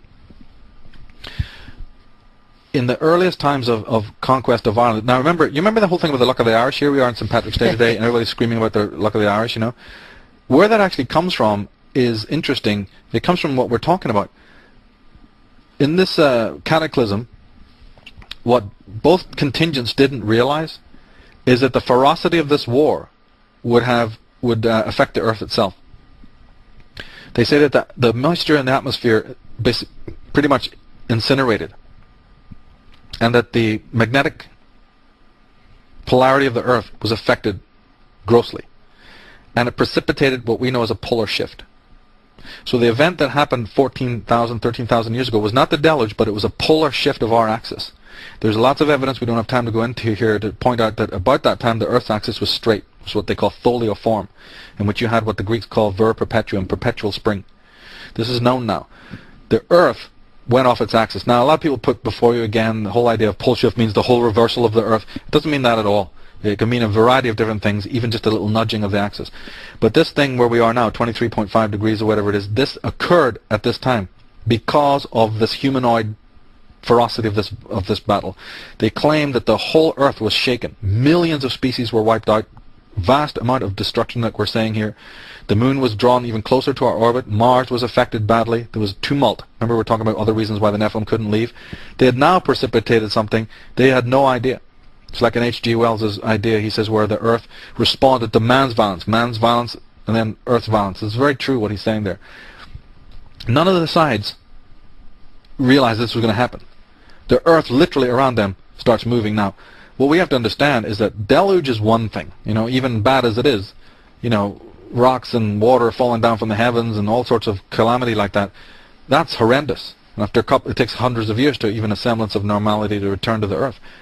Pole shift, on the other hand, is a completely different thing. That's like, the Eiffel Tower stuck headfirst in Hawaii. That's boulders the size of mountains, flying through the air. I mean, it's unimaginable. They say the whole Miocene Ocean, which was at one point a time in Russia, spilled out and became the Mediterranean, leaving only the Caspian and Black Sea. Nothing could even, begin. It's written in our DNA. I mean, this is mentioned in our racial memory, but nobody can describe this. The scientists and anthropologists who've studied the flora and the fauna and the destruction, and these things called erratic boulders, which are found thousands of miles away from where the outcrops of rock were. They've discovered all of this. This is monumental cataclysm. Well, this event, what did it do? It sank the great continents. Not just Atlantis and Lemuria. There were 3 other ones that the ancients talk about. There was actually 4 continents in all. Appalachia, there was one called Tyrrhenia, which is where the Mediterranean is now. Oceania, which was Lemuria, and Beringia and Fennoscandia. So we have 1, 2, 3, 4, 5 different continents that sank beneath the ocean, and that's exactly what the Celtic legends say. In the earliest books of the Celts, when they say, hey, where you guys come from? They say, we come from 4, like an archipelago of islands. So again, another disinformation about Atlantis being the only thing that sank. There was many great continents that spanned the Earth, which were gone forever beneath the ocean. And that accounts for why today, when Jim Allen and many of these other well-meaning researchers go and they turn over a rock and go, I found it, it's Atlantis. No, that's another outpost or station or whatever. It doesn't necessarily mean it's Atlantis itself. Now, I want to get back to this thing where the Celtic legends, the luck of the Irish, when they survived, the remnants who might have survived this tumult, get into boats, just like in the Mayas, they even show you pictures of it. I mean, you can go to the Maya and see pictures of the guys rowing away from this almighty, sunken island and stuff like that. There's actually images of this. In Ireland, there was a succession of 5 invasions to Ireland, and they called Ireland the Blessed or the Fortunate Isles because it had survived. It was one of the land masses that they were able to settle on, and that's where you get the original idea of the Irish being lucky, because the land there was considered our salvation. And it's very interesting, beautifully poetic, it's mostly poetic in fact, about the fact of the relationship with people with Ireland. That's also why mountains are sacred, because mountains were at that time the only place where people could have survived, you see. So the mountain entered our mythologies as being sacred, the sacred mountain, which was the salvation of man. But the 5th race that came to Ireland were the high magicians. In Irish mythology, there is no bones made about it at all. That each of these races was unique. They had godlike powers. But if you count the original indigenous people of Ireland, these very strange hybrid beings that were there, then it's the 5th race that came, and they were called the Gaelic people. And the Gaelics were the high druids. So when we're talking about the druids, we're talking about a specific group of people. They had a king whose sword, by the way, is the prototype of Excalibur. So for those who are into the Arthurian legend, this Gaelic tribe that came, every member of it is the prototype that later was rescripted in the story of King Arthur. Their Merlin was called Avergain. Avergain was the poet, the bard, the one with magical powers that Merlin was based on. The king's sword, which was called Retaliator, became, Excalibur. Their physician turns up in mythologies. Their great king turns up as Hercules and other giants stories in England. And they had a son king. The right-hand man to the king was called Lugh, L-U-G-H. Now listen to this account of the weapon that he had. And again, think about if we heard this 50, 100 years ago, it would have made no sense at all. Old wives' tale. Now that we have the weaponry we have, let's think again. The caption goes, Lugh, he, also had a magic spear, which he had no need to wield himself, for it was alive and thirsted for blood. When battle was near, it was drawn out, then it roared and struggled against its thongs. Fire flashed from it, it tore through and through the ranks of the enemy, never tiring of slaying. There it is, 5,000 years BC. Heat-seeking missile. Doesn't need to be even held. And in fact, I've read accounts where Lugh has to, and it has to be like, there's about 9 bodyguard guys. They have to like move this thing around, and he's warning them, for God's sake, be careful, put it back in its spot. There's even descriptions that if you go near it, they had to put all sorts of things over it because it would freak them out. It would destroy their hair, and their fingernails would fall out. Same thing we hear about King David in the Ark. Remember where same thing we have Moses going onto the mountain, coming back all bleached white. Same thing we have all over the world about the dangerous weaponry. And there's a whole story in that alone. So from Celtic Ireland to the Mahabharata to the Popol Vuh, you've got accounts of this incredible stuff. You can't, obviously we're talking about the day and age where this just wouldn't have come out of thin air, so to speak. It was it had to have been introduced. And remember, that's why I read you that particular caption. Can't we see clearly how even 100 years ago that would have meant nothing to us? About the whole idea of it moving at its own free will. What would we have said about that? We would have said, oh, that's magic. It's a magical story, something moving at its own free will. That would have been put down to magic. Well, my work is very much based on, and why I focus so much on the Celtic stuff, is that because now is finally the time to dig all of this stuff out. They talk about the cauldron of life. Ask anyone who studied Celtic mythology for like 5 minutes, who've opened a coffee table book on it, and there you will see the cauldron of life. What does the legend say? That the dead or dying heroes will be put inside the cauldron, and they'll come out alive.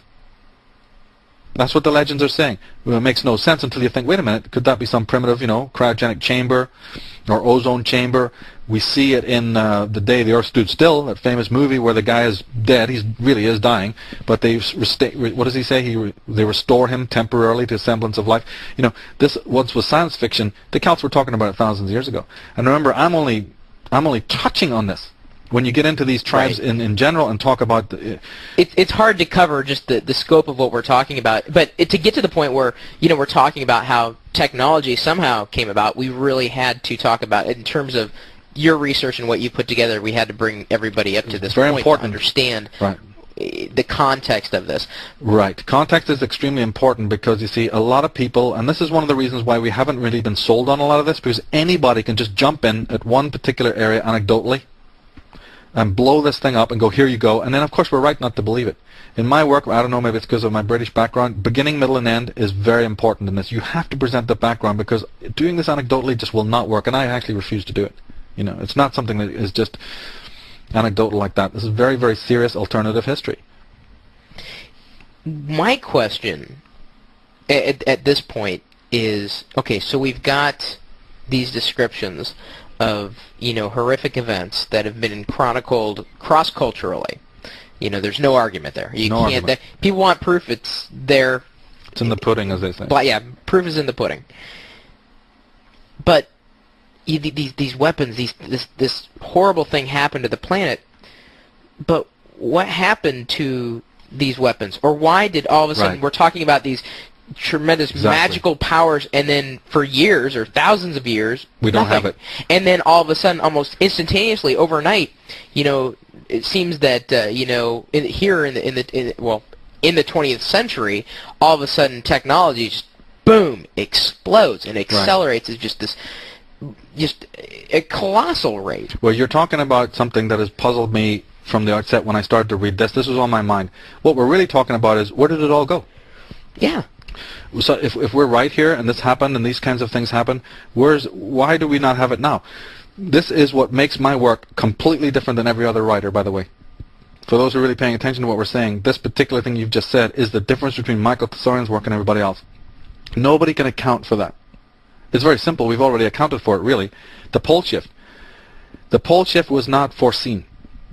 The sinking of the continents meant that with it went all of Atlantis, all the citadels, all the spacecrafts, a great deal of the technological hardware. I mean, you've seen Superman in the movie going up north, right? There's a lot of ancient Celtic symbolism in this about going north to Hyperborea.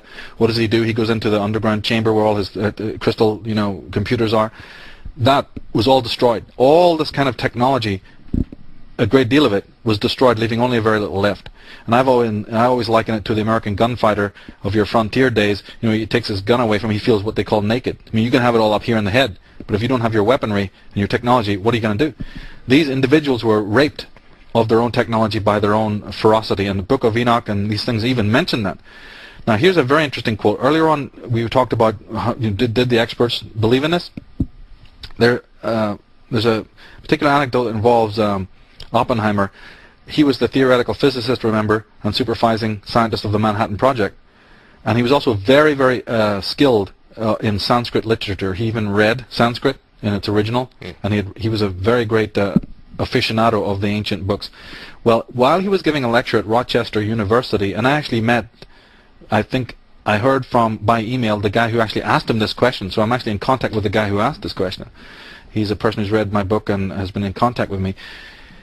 This person got up and asked Dr. or Professor Oppenheimer a very interesting question. He says, was the bomb that you exploded at Alamogordo during the Manhattan Project the first one to be detonated? That's kind of a weird question in the first place, but his answer is even more bizarre. Oppenheimer goes, well, yes, in modern times, of course. Well, do they know something we don't know, And the same thing goes with Professor Hermann Oberth, who's literally, after he was brought to America, the father of space travel theoretics, was very much talking about people from other worlds. Remember we talked about the destruction of the second sun? Another one of the interesting things that you need people to look into is etymology. Why a sun? The word sun comes from the word sol, S-O-L. Sol is the word root of solitary, solo, right, soliloquy, and so on. Sol, which is the name of our sun, means the alone one, the solitary one, implying that at one point it wasn't solitary. Luna, which is the name of our moon, means aluna, alone. That's where the word comes from. The word alone comes from luna. The ancients, after watching the destruction of the second sun, now began to habitually refer to sun and moon as the alone ones. They're missing their cousin. The word that we use for these cataclysms still exists. Disaster means, when we talk about something terrible happening, we say it's a bloody disaster. Dis means to be without. Aster is a star. The destruction of a star. Catastrophe means the same thing. Astrophe meant astra, the star, and kata means to break down. So the breaking down of a star. The word typhoon, which also used to be from the Egyptian the Typhonian beast. Typhoon means the Typhonian serpent, the beast that was unleashed in the skies that caused tremendous trouble. Hurricane. Cane is from the old word meaning serpent, and hurry means to shake, the shaking of the serpent. Even the etymology of our world preserves this stuff. But you're right. There was an unforeseen variable, because after all, look at it, to embellish upon your point, if we're talking about something that happened at very least 11,000 years ago and probably about 13,000 years ago, and we're talking about evil contingents on the earth that want to enslave us and so on, and then we have a rival faction who want to liberate us, well, wait a minute, how come neither of those two scenarios, you see, has then manifested? If the Atlanteans had won, we would be in chains or doing, slaving around. And if the Lemurians' paradigm had worked, then we would all be living pretty much in peace and harmony on a beautiful planet. How come neither of those two things have happened? Because of the unforeseen variable of the pole shift. It changed things totally. And this is why neither side triumphed. All the technological hardware was destroyed. The Atlanteans realized that they basically have to start again. The story goes that the Atlanteans, remnants of them, decide to go to where the new equator is, to the only place that will sustain life all year round, which is Asia Minor. And it's from there, from Asia Minor, from the Euphrates and Tigris area, that the cultures of official history begin. They're based on the Atlantean pattern. That's why they were bloodthirsty. That's why they were agrarian. That's why they were city-state That's why money started to be used. The calendar came into power. Conquest of your neighbors. Blood rituals. All the mayhem of all the modern empires leading up to today are based on a particular pattern that's been hidden, what it's really based on. Now, we come back to Zechariah Sitchin, the original point of why I have the major problems with him. It stands to reason. Yes, he's digging up, fine. He's digging up Sumerian Babylonian seals. He's translating them. His scholars are translating them. They're analyzing those. But wait a minute, we got a question now. If these civilizations in if these civilizations in the Middle East, in Asia Minor, are patterned on the Atlantean pattern, who writes the history? So yes, Zechariah Sitchin is doing fantastic work reading Akkadian, reading Sumerian, but wait a minute, isn't history always written by the victors? So what the poor guy doesn't realize, because he's starstruck, well, in a way he should be, because what he's discovered is remarkable, but he's made a fundamental error. Of course they're going to push the date of their coming back to 400,000 years ago. Of course they're going to say X, Y, and Z, you see, which is not necessarily true, because they're writing the history. And just because it now looks old and exotic to us, doesn't mean that you forget common sense. These were the tyrants of the world.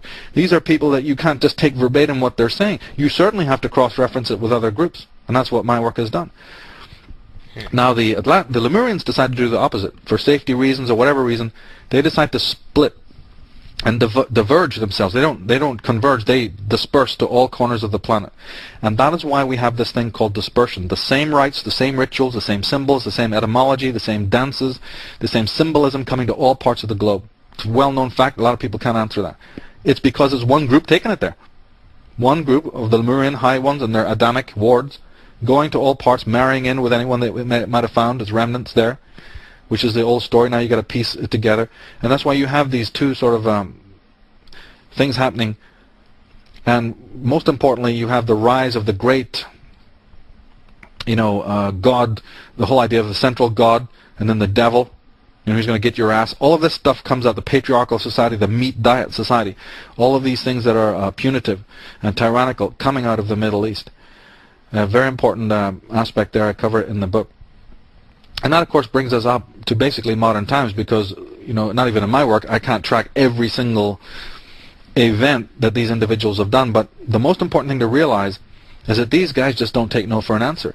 The Atlanteans decided to artificially push mankind history forward to the point where they could rebuild the hardware that they had lost. So everything is being accelerated artificially. Yeah. And you don't need Gene Roddenberry or Rod Serling, and many more people than them have always lamented. Why is it that our scientific advancement is so far in excess of our emotional and psychological development? This has haunted many thinkers down through time. Well, of course it is. If you're artificially, there's something moving it forward, that's the answer. And it seems preposterous, but it's like Sherlock Holmes said, once you exclude the impossible, whatever remains, no matter how improbable, must be the truth. Well, we're in the century now for this improbable stuff to come in front of us.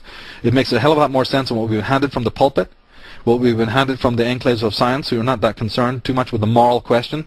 And these are things that are besetting us. We need a new science that involves a lot of these researches and discoveries, and many of them are heading the way, like Richard Milton, wrote that book, Shattering the Myths of Darwin, which I recommend. Allen and Dallaire, Flint and Otto Binder. There's many other scientific people that I mentioned whose work I draw upon because, in fact, we cannot understand our modern age. We certainly cannot understand history if we do not understand there's been an unseen hand working to artificially push people forward. This empire of Atlantis, the remnant of it, has spread its tentacles to all parts of the modern world. They wanted the mines, they wanted to get the ores, because this is a humongous job. Now you've got to subjugate the entire planet. You've got to get the ores, the minerals, it's unimaginable. But it still can be done. See, theoretically for them, on paper it could be done. They've probably done it on their own planet, and you don't really have any choice. What are you going to do, sit around, whittling on a piece of wood, or are you going to get with it? Well, these beings got with it. And that's why there's a colonialistic motive coming out of the first of these centuries, and the spread of war and mayhem, and anyone or anything standing in their way. They'd find a way to wipe it out. And the movement of races is very much involved in this as well, because, of course, now that the Earth was in tremendous tumult, you didn't have much choice where you went. You basically went where the geography allowed you to go. So there was a lot of other factors that we need to take into consideration. Now, one point I want to bring up is that the genetic experiments didn't stop either. And this will help clean up a lot of information of people who've been researching David Icke and others who talk about the reptilians. Because, again, one of the most outstanding pieces of disinformation is that a lot of people in this field think that the beings that I'm talking about, the Nephilim, were reptilian or reptilian-like. This is not true. Although they didn't have a lot of their hardware, they had some, and they certainly had a lot of knowledge. So after they set up their bases, their new headquarters in Assyria, Babylon, Sumeria, and what have you, they tried some primitive genetic experiments. And this time they gave up all thought of doing it on humanoids, because that had never worked for them. They thought, look, every time we've tried that, it's gone awry. So they said, well, there's other life forms on the planet. So they started what we would call this other experimentation on the fauna. And they found that the reptile, the DNA of the reptile, worked when it crossed with their alien DNA. And that is the advent of the beings that all mythology also talks about, is the reptilian or the dragon beings. It's also the reason why we have the unicorn, the centaur, the minotaur, the dragon, all sorts of hybrid beings that seems to be that, even though there's been a lot of cover-ups, the sirens of Greek mythology. Up until the Middle Ages is full of this stuff. In fact, we all know the story of the hero who has to go and prove he's a man, or a hero who has to knock on the door of some hybrid like that and fight him. Then you put the symbol on your shield. So this was something that was a done deal in the medieval days. And I believe that these beings still exist, a lot of them. But they were sort of sequestered out after the modern age came in. You couldn't have these beings walking down Main Street. And just like any offspring, some will look more reptilian, scales and all, and some will look perfectly humanoid. And so there's people who have visitations today. There's many accounts of people having seen these beings. Of course, David Icke is the big authority on that right now. And I'd just like to clear up a little bit of his disinformation. They don't come from another planet. They were made here on Earth by beings that once were from other planets. The DNA was crossed with animal life forms. Wait, could they have really lived that long? Okay, that's a good point. I'm glad you brought that up. Now, what we're talking about is the lifespan of the originals. No, the answer is no. Even if you think that they may have lived 700 years, there's accounts for that, or 1,000 years, obviously they don't live 11,000 years, right? So yeah, they've died, or they've perished, let's say, the originals, but then they have their descendants. And we all, in a way, are their descendants. Anyone who carries the Adamic strain, or the Homo Atlantean strain, has the alien DNA. We're lumbered with the schism within ourselves genetically. It brings the immorality we have softly within ourselves every day. We wake up, it's ingrained in us. Will I climb on another person to get ahead? Is it good to steal? Shall I lie? This soft evil that's in us, and then there's the mega evil, the mega death on the social front. So all of that, from the psychological component of the human being all the way up to the physical manifestation of serial killers and mass murderers and what have you on the earth, actually comes from this problem of the DNA. The ancients used to liken it to the two dragons fighting each other, or the two twins in conflict with each other, Mordred and King Arthur, Dylan and Lou, Cain and Abel, Jesus and Lucifer, Is this also a yin-yang, or? Yeah. In fact, the yin-yang symbol used to be called the eyes of the serpent, representing the black and white serpents. You have the conflict of, let's think of some of the primordial conflicts. You have, there's so many of them, Horus and Set, the whole idea of the two twins fighting for regency. In fact, there's a poem from the Old Testament when it's meant to be talking about Jacob and Esau, but it works so well. It says, "In your limbs lie nations twain, rival races from their birth. One the mastery shall gain, the younger or the elder reign." So the two dragons in Arthurian legends, they talk about the white dragon and the red dragon in conflict with each other, in perpetual rivalry. And it's the two parts of our own consciousness. It's which two parts? The alien proclivity and the humanistic proclivity. Now, of course, conditioning matters too. I think that the idea on Lemuria was that the Lemurians were going to help to, condition out these alien genes.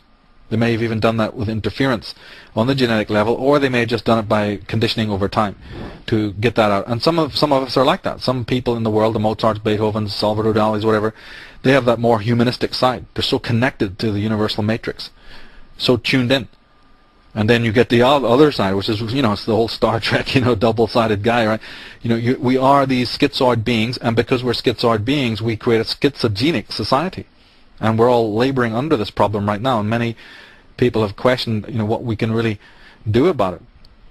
But there's a historical component to this as well, and that is that we have our history being artificially moved forward.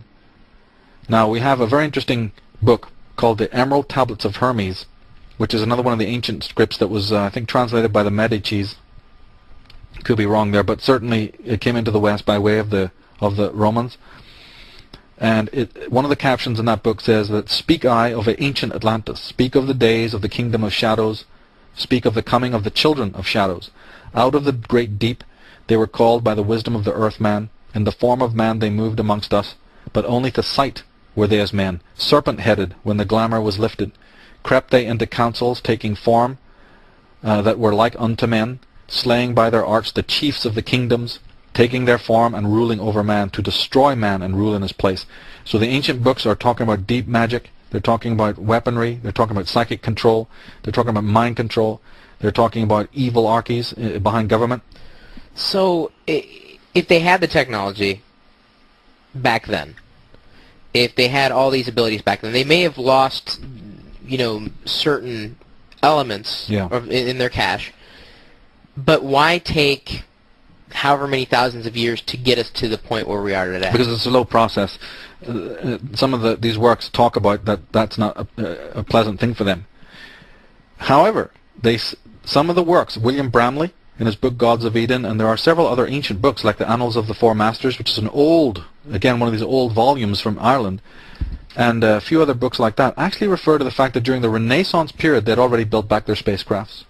As weird as this sounds, so when we look at those Leonardo da Vinci drawings of the old helicopters and submersibles, that's not just him doodling thinking, oh, tomorrow we'll have all of this. This is him recording what they once had, because he was initiated into these secret societies. He was very much a member of some of these brotherhoods, and he was one of the people that is an official figure. He's one of the people that's above radar level, where we know him as a historical figure, but there are many who were put in charge of this building of this technology. So they were not just doodling and prophesizing for the future. They were agents of these secret societies, working on this particular paradigm, as the people behind MIT today and some of these other characters behind some of the scientific institutions are. Wait a minute. They're also involved in this. That sounds so, and obviously this entire show sounds so fringe, because, and maybe it's alternative, if we could use that word, nature. But how...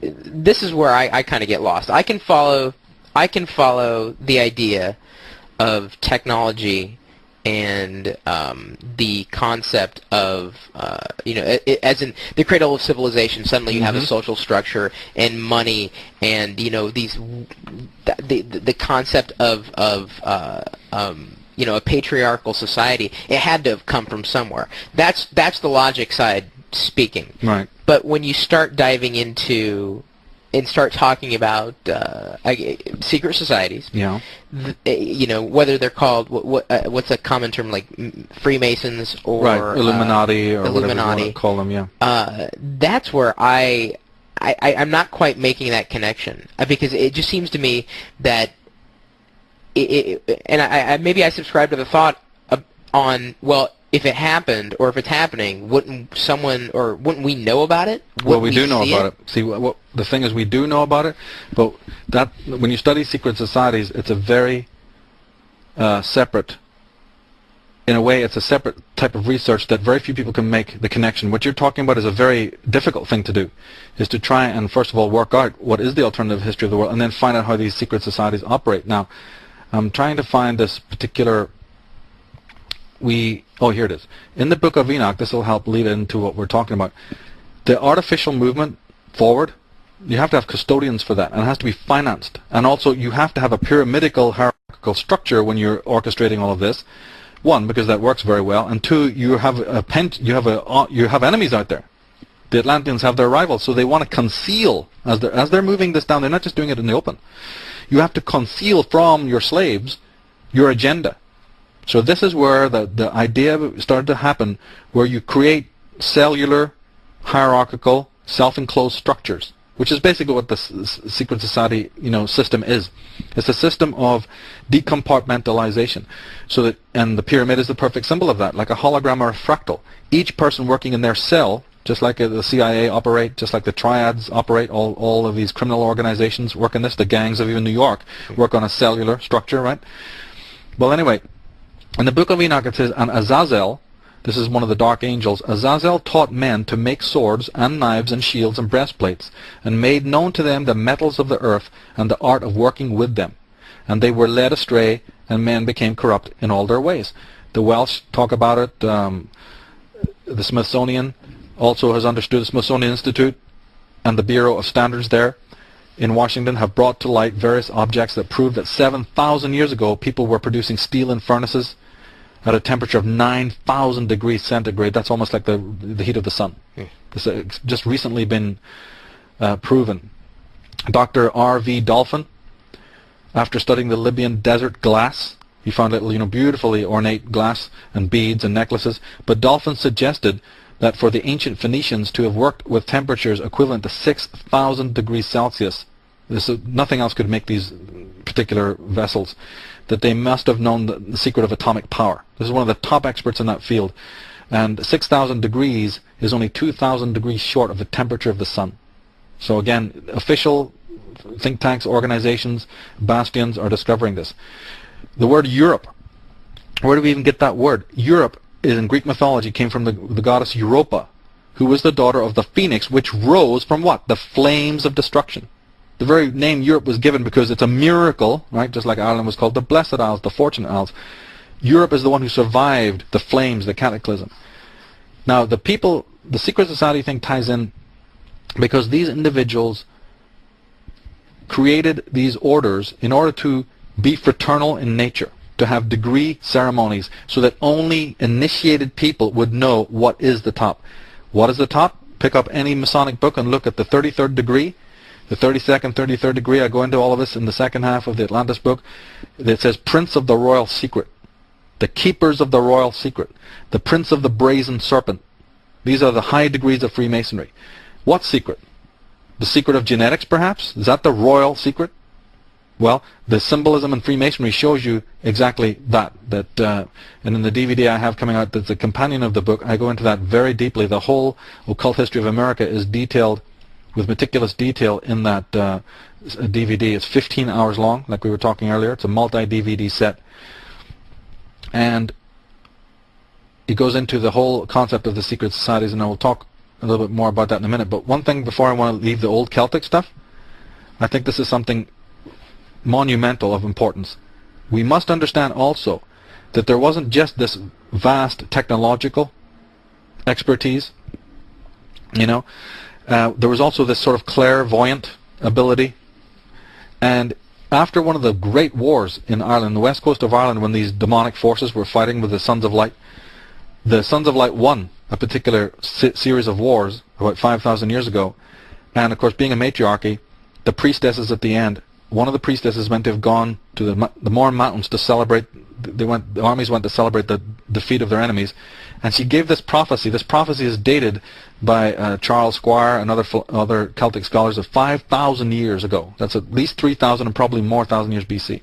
And here's the prophecy verbatim translated. It says, "Then she," this is the queen, "added a prophecy in which she foretold the approaching end of the divine age, and the coming of a new one in which the summers would be flowerless, the cows milkless, and the women shameless, and men strengthless, in which there would be trees without fruit, and seas without fish, when old men would give false judgments, and legislators would make unjust laws, when warriors would betray one another, and men would be thieves, and there would be no more virtue in the world." And when was this? 5,000 years BC. Now, you don't even really need to edit that or use too much intelligence to realize what era she was talking about, because that is what you see outside your window every day today.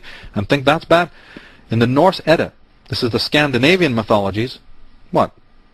Several hundred miles, 1,000 miles, west, in the Teutonic, you have in the Norse Edda almost the same thing. A female high priestess says this: Then she saw wade in heavy streams men, foul murderers, and perjurers, who them other wives seduced to sin, brothers to slay brothers, sisters' children shed each other's blood. Hard is the world, sensual sin grows huge. These are the sword ages, the axe ages, shields are cleft in twain, storm ages, murder ages, till the world falls dead. So something was going on then, and they had prophecy to say, because of this, the genetic, what I believe to be the genetic interference, the fact that these entities are still loose in the world, the Puranas, again, we're dabbling in this, we're just touching on some of this stuff. The word Adam, for instance, has been found out to mean cut off or divided. The word Atlantis literally means from Atlan, which means the broken pillar, the one whose foundations were shattered. So the etymology is very, very key in looking at this. Now, the rise of the secret societies, specifically, one event we can talk about, because again, to track in 11,000 years every single machination of these forces is some task. But something very specific happened in England in the 15th century that I think would answer your point that you made about one of the connections to the secret societies. And this is really going to test people's credulity, or whatever you want to call it. As if anything to this point it has not. Yeah. Well, that's why we're thinking, why not just have the whole pie now, right? Well, what had happened was that, remember I was saying that the pursuers originally of the Nephilim, who'd come from wherever, they had made ready to leave quickly. Before they left, they really, even though they didn't have time to scan the planet, they thought that there may be a chance that on Earth here, the Nephilim were still alive and hiding out. So they erected around the Earth a sheath, what might be described as a sort of an etheric membrane. And this energy field of etheric energy, it's technology. It's a high form of technology, but it has probably some other magical etheric qualities to it, is still there. And it acts like a semi-permeable membrane. And what it does is it places the Earth in quarantine. This is exactly how the ancient texts are talking about it. They refer to it as the bottomless pit. And the Native American Indians talk about it as great web in the sky. The Bible refers to it as the sea of glass. I like to refer to it as the Stargate. It's literally a gate. And the moon is its active component. It's like the lodestone around this thing. What it means is that anyone with the alien DNA cannot leave this planet, even if the technology was to be rebuilt. I think that the Nephilim discovered this, or the descendants of the Nephilim discovered this around the 15th century when they had spacecrafts enough to fly out into our solar system. These were, by the way, observed, and that's why they wrote it down. That's how I know that they had spacecrafts then, because it was recorded by people on Earth. Even in London, they say the king saw it. So these spacecrafts went up there and realized they couldn't get through. When they realized this, and that their own people from their own planet had done this, and that they didn't have the key to get out, they were in a real predicament now, because they just spent about 11,000 years trying to build back their technology. They knew, hey, we're making great progress here.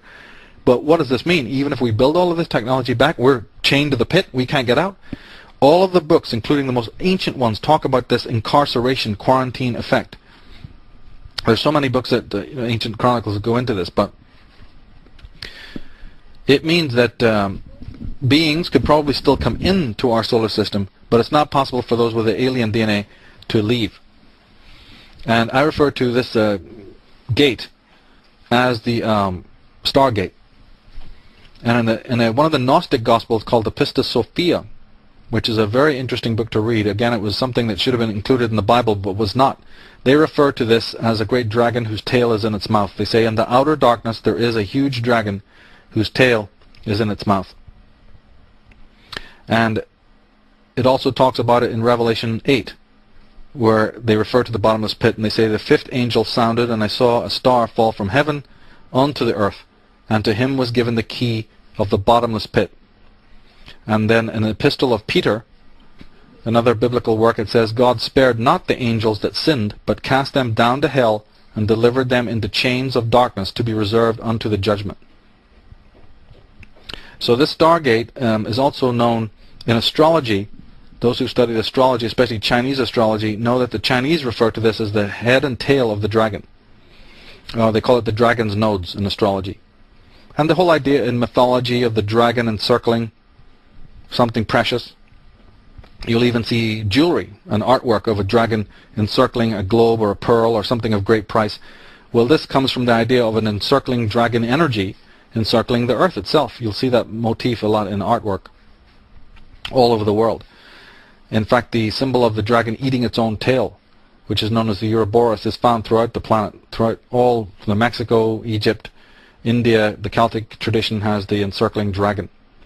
And of course, when we hear about the great hero, where does this whole idea come from, where the hero has to go out and kill the dragon or slay the dragon? Has anybody ever even bothered to ask what on earth that motif would mean, or where it originally came from, and what it's meant to signify? No, we don't. We just accept these things and don't really ask a lot of questions about it.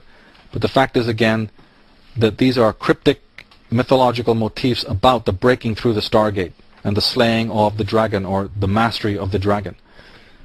So they've got to be mad. They can't get out. That's right.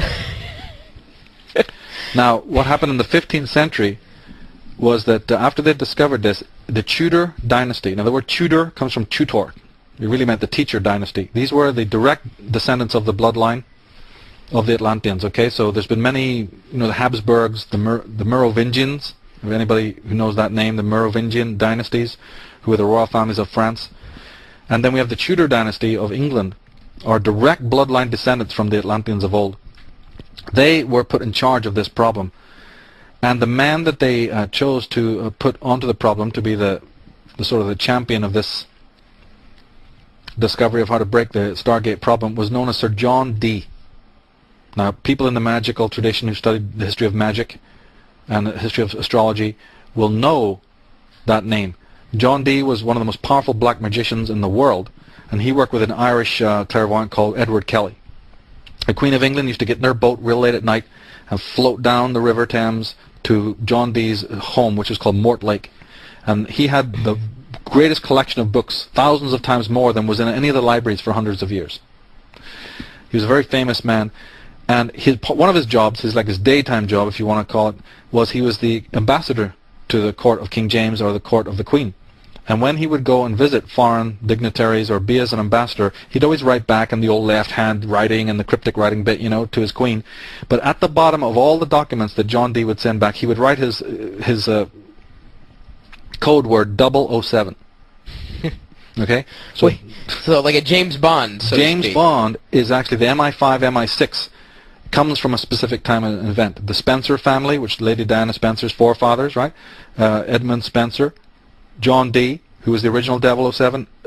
John Dee formed what we know as British intelligence. The first secret society of the world that was a British intelligence was formed by John Dee. He was the leader of it. So when Ian Fleming, who was an initiate into all of this, decides to do something on his retirement, what does he do? Well, he sits down and writes about his own order, his own group, puts it again in front of us as fiction, and a myth is born. But very few people know, and you can actually see these works. I've got the pictures that show you in the DVD I'm producing on this. There's the 007, and if you look at the old MI5 logo, it's exactly the same logo as you have on your American dollar bill, of the Illuminati pyramid with the eye at the top, and the crown of the Queen, she who must be obeyed, the Virgin Queen, Queen Elizabeth I. Now, so there's a lot. I have a whole chapter on John Dee in the book, and his associates throughout the world. And John Dee discovered that, look, really, if there was meant to be a technological way of breaking through the Stargate, it probably wouldn't happen. He, being a powerful black magician and an occultist, decided on something different. He opened up what is called a portal, a pan-dimensional portal. I know this sounds far-fetched, but this is, I'm not making this up. I'm just a scholar reading this information and piecing it together purely objectively. There are magical principles. He used a system of magic known as Enochian magic, which involves, as you see all those quaint images of the magician standing in his circle and all of that. Again, that's put before us as this quaint, laughable thing, in the encyclopedias of the world, and movies are made. As a matter of fact, why have we never questioned why the symbols in magic are planetary symbols? See, again, there's so many things put in front of us. The symbols of the planets, the symbol of the angels are often planetary symbols. In John Dee's system of magic, he was able to open portals, literally, to other dimensions, to what we would call oversouls, that the magicians or the occultists of the world call the angeli, motivori, the chronocrates. These are oversouls. They don't live on this dimension. They're intelligence for the other dimensions. That doesn't mean they're good. They're of a different dimension. He contacted these individuals, or these beings, let's say, these fourth dimensional entities, to see if they would have an answer to their earthly problem, and he was told that they did. There was solutions to this. They could open the gate in time. And again, this is another one. We've covered lots of events, but I've always tried to point out the one or two most important events, like the first thing that affected Earth history was this genetic hybridization. The next one down the line, I would say, would definitely be the pole shift and the loss of the technology. Right? This has been major U-turns in our Earth history, and this one in the 15th century needs to go up as one of those all-important, what you might call junctions for Earth history. Dee was told that there were, I mean, he was given volumes of information. They even say that his consciousness was almost like, frazzled, completely wiped out, insane, psychotic because of this stuff that was coming down. And he had to, he had other, people all over the planet, famous magicians in Europe, all working on deciphering this information that came down. But it all centered around two basic premises. One was that these beings that I call the macrobes, I'll explain why in a minute. The macrobes told John Dee that they had to learn how to release energy. They had to learn how to create matter from energy. Right? That was the first premise they were told. The first key to the Stargate concerned creating matter from energy. But that they were so dumb, they were told that we'd have to show you that in 2 stages. So even, point 1 has 2 stages to it. We'll have to show you how to first release energy from matter. Okay? The second key involved the properties of a certain element. And that element was silicon. That's what they were told. Now, a lot of this made sense to them because, of course, remember, they were themselves from other planets and had, at one point, great sophisticated computer technology. But they were being retold this again. The Chris Pirillo Show is brought to you by Microsoft Windows Media. Download Windows Media Player 10 at Microsoft.com/Windows Media. Now, in 1945 at Trinity, which is I always thought is an interesting name for it, at the 33rd meridian of the Earth, which is the famous Masonic number, Phase 1, or let's say Phase A of Phase 1, happened on July 16, 1945, when the atomic bomb was dropped. That was them patting themselves on the back going, well, I think we got Phase 1 halfway completed. We know now how to release from the atom energy. From that date, in 1945, from the 1940s and 50s, they've been moving on the second half of that, of how to create from energy matter. We would call it the nanotechnology stuff that's coming in now, right? We see this plotted through, and the symbolism of these companies tell you exactly what they're doing. So, and the other one was silicon, which is another word for what? When you say silicon, you obviously mean computers. Mm-hmm. So the computer revolution, the computer age, and the symbolism. I have another DVD coming on the symbolism of the world. Are you working with Jordan Maxwell on that one? Yeah, very much. A lot of my stuff is actually even dedicated to Jordan Maxwell because of this. But certainly the occult agenda of the symbolism used, like the Pentium, and there's a whole, people who get the DVD will see this more than we can go into now. The Pentium. The term, the name, the symbolism. The Intel uses the serpent symbol if you look at it very closely, and it's a whole other study in itself about the gateway and why certain terms are used and why the 5-pointed star is used and what computers are basically. Yes, they make our life easier and so on, but they were not created for us. They were created by the Pentagon. The Pentagon itself is controlled by the Tudor dynasty of England. The Tudor dynasty hasn't gone anywhere. They just changed their names a little bit. But this force that was behind John Dee are funding the U.S. Pentagon. In fact, the U.S. Pentagon, that shape, was designed by occultists. John Whiteside Parsons, who was a member of a secret society called the OTO, helped in the formation of it. The ceremony of commemoration, the ceremony of opening of the Pentagon was on September 11th. Okay. Yeah. Oh, really? Oh, yeah. There's a lot of, and the layout of Washington D.C. is an entire study in itself. I got a whole chapter in the book on that. But the layout of Washington D.C. and many other cities of the world, based on sacred geometry. Because the pact. Why I call them macrobes, these fourth-dimensional oversouls that John Dee connected to. The word macrobe is important because it explains this. If we were told, before the advent of the microscope, that there was all sorts of microscopic life forms, on the head of this pin, on my hand, all around us, we've been taken down to the local street and burned. When the microscope came along, everyone could see, my God, there's an entire ecostructure, whole forms of life, a biosphere that we couldn't see with a physical eye. Well, above the level of the human is the macrobes. These are entities, beings that overlook us. They exist just in the same way as the microbes do, above our level of continuum. The instrument, there is no instrument physically for understanding that they're there, but except the human intuition. The human imagination, the human intuition, and of course clairvoyance know all about what I'm saying. We sometimes get, fleeting glimpses of even ordinary people will sort of get it, but it'll be so, like on drugs, a lot of people, unfortunately, blow open a door to this and go, what the hell is this? Well, a lot of stuff on drugs is this. You are being awakened to this. But of course you don't know what you're seeing, and then you think you're going crazy. But the magicians know all about this, that these oversouls exist. And when John Dee and Sir Francis Bacon and many other people who are involved in this we're told, we're given these instructions. It had the greatest effect for our world because, remember, the microbes do not work for free. They want something in return too in the pact. So John Dee and his cohorts are basically saying, what is it that you want back? And the microbes said that they wanted blood. They wanted ritual sacrifice on the earth. Because blood has certain occult properties. Cortisol, the fear, the energy of adrenaline that's released. This is what these entities feed off. Just in the same way that a local Satanist will skin a cat or sacrifice a frog. Imagine that kind of a ritual taken up to the global level. And imagine the need of these descendants to get off this planet and do whatever they're doing. So John Dee in the 15th century, that's why I'm emphasizing this period of time, put up the entire planet as a blood sacrifice to the microbes for this information. Now, sending people to die in these blood sacrifices is a little problematic. This is also why there's been massive wars, and why certain wars are done at certain places, why soldiers are given occult symbolism to wear, why the centers of war, like the Pentagon and other institutions of war, are designed that way, why the Lockheed uses the five-pointed star, you see?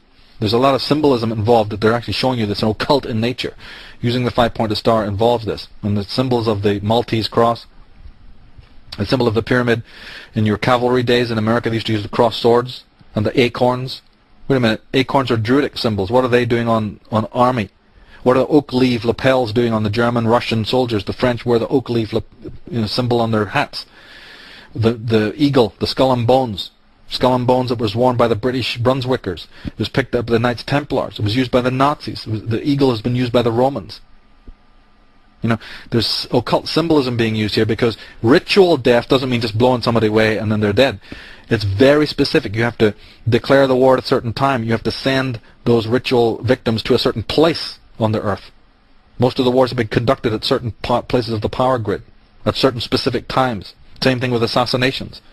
This particular concept of the blood rituals is very, very important to get into. I talk a lot about it in the book, that there is a reason for the megadeath, for the assassinations that have been happening all over the world. Did you know, for instance, that in Egyptian, the symbol for the star Sirius, because in occult mythology, that star that you see everywhere on the American flag, all over the flags of the world, is actually, and if you read their own works, they'll happy to tell you this, that is a symbol of the star Sirius that they worship. Well, in Egyptian hieroglyphics, if you wanted to write the symbol for the star Sirius, you used three basic shapes. You used an obelisk, which is like a pillar. You used a five-pointed star, and you used an oval. Right? That's the hieroglyphic for the planet, for the star Sirius. What do you find in concrete in Washington, D.C.? The Washington Monument, right. The Oval Office, and the Pentagon. And the other symbol that's often used was the serpent. And that was the layout of the streets. So why would a city in America, designed by Freemasons, the cornerstone of the monument, the Capitol building, the 7 major structures, if people read about this, they will find that the Masons were involved from point go. The very dropping of the stones was done at sidereal time. There's an immense symbolism used in this. The landing on the moon, the so-called free country didn't know that Buzz Aldrin, half an hour before they set up the American flag and started the cameras rolling, they pulled out a big Masonic banner that had been embroidered by the chief of the Temple of Lodge in Washington, D.C., and did an entire elaborate Masonic ceremony dedicating the moon to the Masonic order first. No, absolutely. How can that be proven? It's not only proven; it's declassified now. It's fact. Buzz Aldrin has admitted it. It's not that. It's not maybe on the radar of the mainstream, but this is documented evidence. You go to their own works, the Library of Congress. This information can be found that I'm talking about is partly covered by David Oveson in his book, The Secret Architecture of Our Nation's Capital. By that book, The Secret Architecture of Our Nation's Capital will go into an account of that. That's one area where I know this was covered. The idea of even the eagle has landed. What eagle? Well, we associate that with America, but no. The eagle that they're talking about is the double-headed eagle of Freemasonry. It's not the American bald eagle. The eagle that they're talking about, the Freemasons understand, is a different eagle. That's the double-headed eagle of Freemasonry. Okay? The Pentagon itself is this. If you soften the edges of the Pentagon, it is the symbol of the Tudor rose. There's actually a very similar, if you put the Pentagon and the Tudor rose beside each other, they are very similar in fact. So And of course, everyone knows if you put the arms back on a pentagon, it becomes a pentagram, right? A giant pentagram in Washington, D.C., an occult symbol where these engineers of war involve themselves in their vast rituals. We flew to the moon. I mean, we used technology to fly to the moon. It wasn't great technology compared to today. I don't believe that. I'm a person who totally does not believe that we ever went to the moon, and that whole thing was completely fictional. It was all. So you're one who subscribes to the belief that we never landed on the moon. Right. I think we've landed probes on it, unmanned probes, certainly. I believe we've even gone up there to certain heights. I do believe that, as I've said, that we've had technology and sort of spacecraft type things that can go up there. But landing on the moon in the way that was portrayed to us with these Apollo missions, absolutely not. In fact, I've done a lot of work on that. In the DVD, I cover that on Atlantis, that it's impossible, certainly in the crafts that they've shown us, in the shuttle crafts with the thin walls, to pass through those radiation belts. I have information on that, and no, I'm convinced, in fact, of it. And there's also been a very long set of tapes. It's at least 4-hour show called What Happened on the Way to the Moon, which is widely available. There's also a book that came out, which is by top scientists, called Dark Moon. It's available. It only came out last year, I think, called Dark Moon. There's a book by a man who worked for NASA called Moon Gate, which goes into it. So I have a whole list of sources that are written by insiders. Again, very people in the highest echelons of the NASA project, who also now confirm. These are whistleblowers, you see, who are... So then what did then Buzz Aldrin plant the flag on? You see, these individuals they were imagining that they were there. A lot of these people were under either mind control or they were complicit in this act. Performing the ritual. Now, once you have now presented this act to the world, you have to go through the motions, sure. Right? I mean, recently there was even evidence on the web that showed that some of the photography that was taken could not possibly have been on the moon from a photographic standpoint. I mean, this is a whole other subject we're getting into. Yeah, I'm not the expert on it, right? But sure. There are people who are experts on photography who know that the shadows and the alignments and, the crosshairs just couldn't be factual of the landing on the moon. It's preposterous. And if you start getting into it, you'll find that that's true. The most thing that interests me is the concept of the radiation belts that exist up there. And you mean around the moon? Yeah.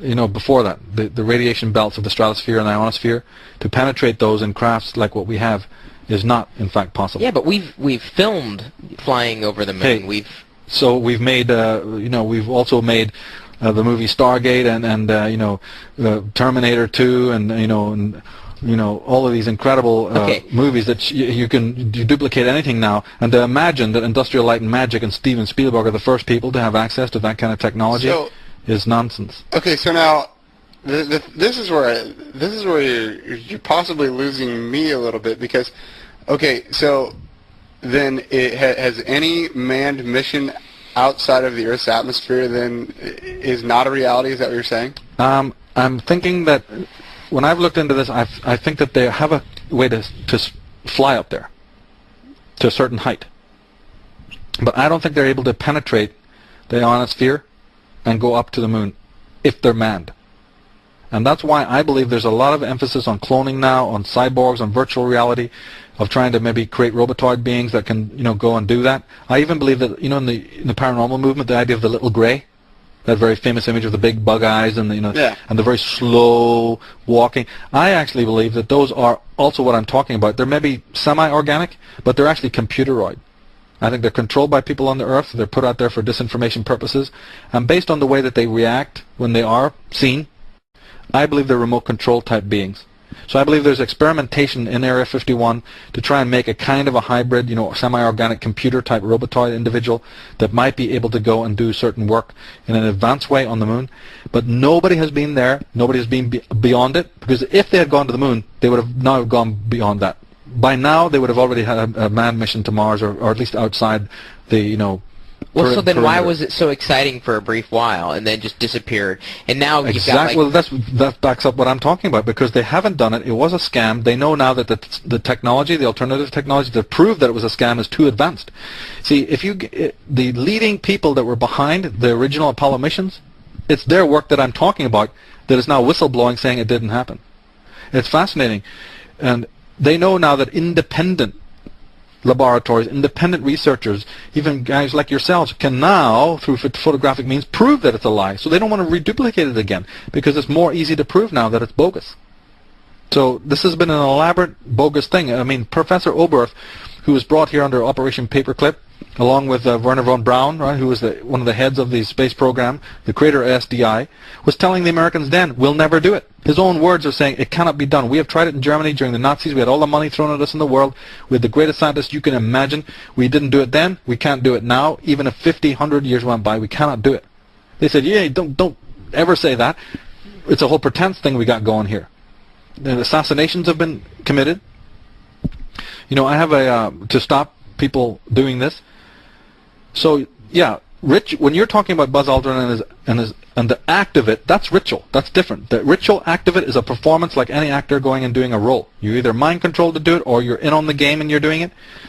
That's a whole different issue than the factuality of whether it's actually been done or not. But isn't it easier to say that it was a mind control thing than it is to find a way to prove that what we, in a cultural sense, believe is true isn't? Yeah, but see, it depends what you mean by easy. Is it easier? To go up against the mainstream is hardly easy. To go against what is the consensus trance of the human race is not easy, in fact. We have to understand how these secret societies work, how they go about their business. Remember, they do plan to leave the Earth. So plan A is to send their own life forms up above. What we're talking about is they want to do it. But when they realize they can't do it, they create dummy programs to get the people to warm up to the idea, oh great, we're going to go out and discover space. Because they know that solar observatories and even your amateur homegrown, what you call, astronomer is going to be looking through his telescope, seeing all of this action. You can't hide it. I mean, you're sending stuff up. So they have to come up with an alternative plan to say, what are we going to say when people all around the world with these damn telescopes they've got, little grandma or little 16-year-old Johnny out there, amateur astronomer, is seeing our crafts go up. We got to have a couple of cover stories. We're going to say that the ones that look like UFOs are, oh, they're not us, they're coming in from outer space. My God, we might be being visited, and create that whole dynamic. Then we got to, when they see other legitimate things like the shuttle that might have been taken off, they go, we can't really hide that. Okay, let's create a fake space program and say, aren't we wonderful? Explore to the moon, get Kennedy to say some numbskull stuff, throw millions of dollars at it, and everyone will just go back to sleep, which is exactly what they've done. Now, under the cover of those stories, they can basically experiment, as they're doing now, semi-openly. The original story was a makeshift fabrication, a Hollywood concoction, actually. And they say that whistleblowing is even done in Diamonds of Forever, the James Bond movies. We've now analyzed who these people are behind the James Bond movies, who Albert Broccoli and these people really served. Well, in a lot of these movies, and that's not the only one, there are many movies that show whistleblowing effects. In fact, in the movie Diamonds Forever, there's a scene in there where they're actually mimicking Werner von Braun, one of the people that he's meant to meet in there. If you know how to decode the movie, they're actually whistleblowing. And one of the characters, there's a head scientist working on the project there for the dark side, the dark secret society, is in fact meant to be Werner von Braun. And there's this whole little dynamic going on there, showing that they're actually a simulated moonscape. And this thing, this thing is a whole facade. And Moonraker, another one of the James Bond movies, in Fifth Element, I mean, the list of Hollywood movies goes on. I'm not in the right mood right now to think of them, but I've got lists of these movies that go into detail about some of the things that are happening, with this program, the space program, that are whistleblowing. I've seen the movie The Fifth Element many times. How is that whistleblowing? Well, without looking at it, as I say, I'm not in the right mood to go into it, but I know that movies of that ilk, especially the remakes of a lot of George Lucas stuff, the Star Wars, you see, within these movies are whistleblowing facts. They're given over to us in a certain way, because in ritual, cult ritual, you're meant to tell your enemy, tell your victim what you're doing. It's a game of chess. That's why you have checkerboards in Masonic lodges, because they're playing a game of chess with us. And in that game, in that ritual, there are certain rules that apply, even to secret societies. In fact, the secret societies are entirely ritualistically based, by the way, because that's just the way they are. And one of the rituals is that you must tell your victim or your patsy what you're actually doing. But you can tell them that in a fictional way, sort of hidden in plain sight. And that's what they do through the films like Stargate and The Fifth Element, and other films that, like what was that, Independence Day, which are huge. There's so much secret society symbolism in these films. Enemy of the State. The one I'm thinking of was with Bruce Willis, but certainly they've made Apollo movies. They've made the comet thing, the whole fear, paranoid society bit where you're going to be hit by a comet tomorrow and all this stuff. Utter nonsense, because now there's no Cold War per se. The money has dropped back of funding those programs ostensibly, because remember, the lower rank and file who are not buying into this or don't know anything about the secret agenda, they'd worry and go, wait a minute, why are we still working on this crap? So you need another scare, another fear. Because what we're talking about is at the top of the pyramid there's those in the know, but everyone who works within these fields is not in the know. I do not believe that 99% of the people who work in NASA or in the Pentagon are even aware of this. They are genuine people doing a genuine day's work, thinking that they're protecting their country and whatever they're doing. That's the beauty of this orchestrated system of hierarchy that exists. So how does it fit in that Japan and China and the United States are all currently talking about traveling to the moon in sometime within the next decade? Because that's part of the plan. The groups that I'm talking about, these secret societies, are not national. They're transnational. They literally call themselves a trilateral commission. They control all countries. They've controlled Japan for years. They control China. They control communist Russia. Communist Russia was their creation, if you get into it. So China, being a communist country, is controlled by the same bankers from New York, the same hidden hand from England. These guys have owned these countries, by the way. This whole fictional history drama that's been going on for 11,000 years is a concoction. It works somewhat. Now, some people would argue that China and Japan actually own a large portion of us. They, in fact, do, and that was always meant to do. The Sony Corporation, which actually stands for Standard Oil of New York, which was owned by J.P. Morgan and the Rockefellers and the Rothschilds, moved in. Remember the bomb that was dropped on Nagasaki? And they'll even admit that bomb didn't really need to be dropped, but yet it was. Because the plan was to drop it. The plan was to wipe out the economy of rising Japan on its own at that time, so that it would be wiped out, so that the American companies and the people who control the American companies could move in there and create this later to be what we now know to be the so-called rival companies of Japan's economy rivaling America, to create another dialectic, another fear, this divide and rule, the cross and the crown symbolism, which if you study the secret societies, that's how they operate. It's the old checkerboard, double-headed eagle dialectical idea. You create the reds under the beds, and you create the blues. You create the Nazis, and you create the Russians. You create all sorts of divisions. You create Protestantism, but you have to have Catholicism. All down through the years, their own documents will tell you this. My work does not veer away really from anything that is in their own documents that show you how they do it. I've got the quotes from their own henchmen, their own thinkers. They tell you exactly how they're doing this, how they operate. It takes a little bit of study to realize that they do things in a certain way. But that's just like studying any criminal. Once you find out how this criminal operates, all becomes clear. So what about the Internet then? Internet was created by the Pentagon, as you know, as the military establishment. And as again, you see, you can, all down through the years, they've put certain things in front of us that we can also use to our own development. After the Second World War, and certainly even after the First World War, but very much after the Second World War, ordinary man that had been their underclass had suffered so much that by now, after the Second World War, there was a worldwide fever of revolution. Man was striking back. In order to offset that, they knew they had to pacify them, because remember, they are few. We call them hidden and secret because there's a reason for that. They're hidden because they're weak, ultimately, and there's very few of them. So they stay hidden because they don't want people to know about them, because we'd destroy them, we'd wipe them out right away. They're very fearful. When the poor, wretched, soldiers were coming back after seeing their whole villages wiped out, all the deaths and carnage, they weren't going to stand for this oligarchical. You're not going to come back and then see these lords and ladies, in their expensive estates. So the oligarchy of the West knew we're going to have to change the game plan here. Let's offer them some crumbs from our table now. And so it's exactly after the Second World War that you have the rise of the so-called socialist, right, liberal governments and their so-called, welfare plans and, whatever. Yeah, okay, I guess in history we can say fantastic, but you know what that is? That's nothing but crumbs off their table. And one of those things that we were given to pacify dissent, to pacify the possibility of worldwide revolution, was the privilege of education. Just like in the southern states here, when blacks were first let into the universities and the white guys are standing there with their arms crossed going, hey, we don't like this.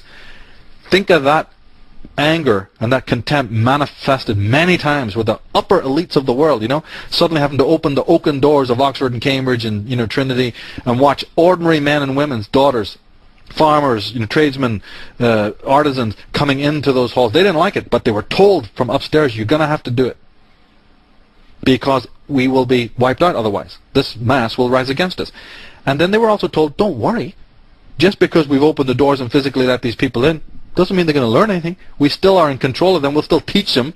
They'll still ingest whatever, diet of lies. In fact, we may even have more control over them, because now we're offering you a privilege with one hand. What better way to even get complicit people? Now, the internet falls under that category. Certain things that have been beneficial to us, like the privilege of education, like certain amount of expertise with technology. One contingent was very threatened by that, thinking, that's the last thing you want to do is arm them up and let them know. The other side said, don't worry, because we'll hide it in plain sight. And anyway, what are they going to do? Now they're in our fraternities. The universities and colleges are fraternal in nature. They're degree orientated. So if we find anybody who's a little bit too much, they're not going to go anywhere. They went, okay, it'll work. And so it has for the last 50 years. Because if you think back, even your father, maybe even your forefather, never even went to school. That's certainly the case in my country. So we are only beginning to be an opposition, quote unquote, the human race. A lot of people I work with and who write books on this subject are always very pessimistic, thinking, oh my God, these people have been ruling the world for hundreds of years, what are we going to do?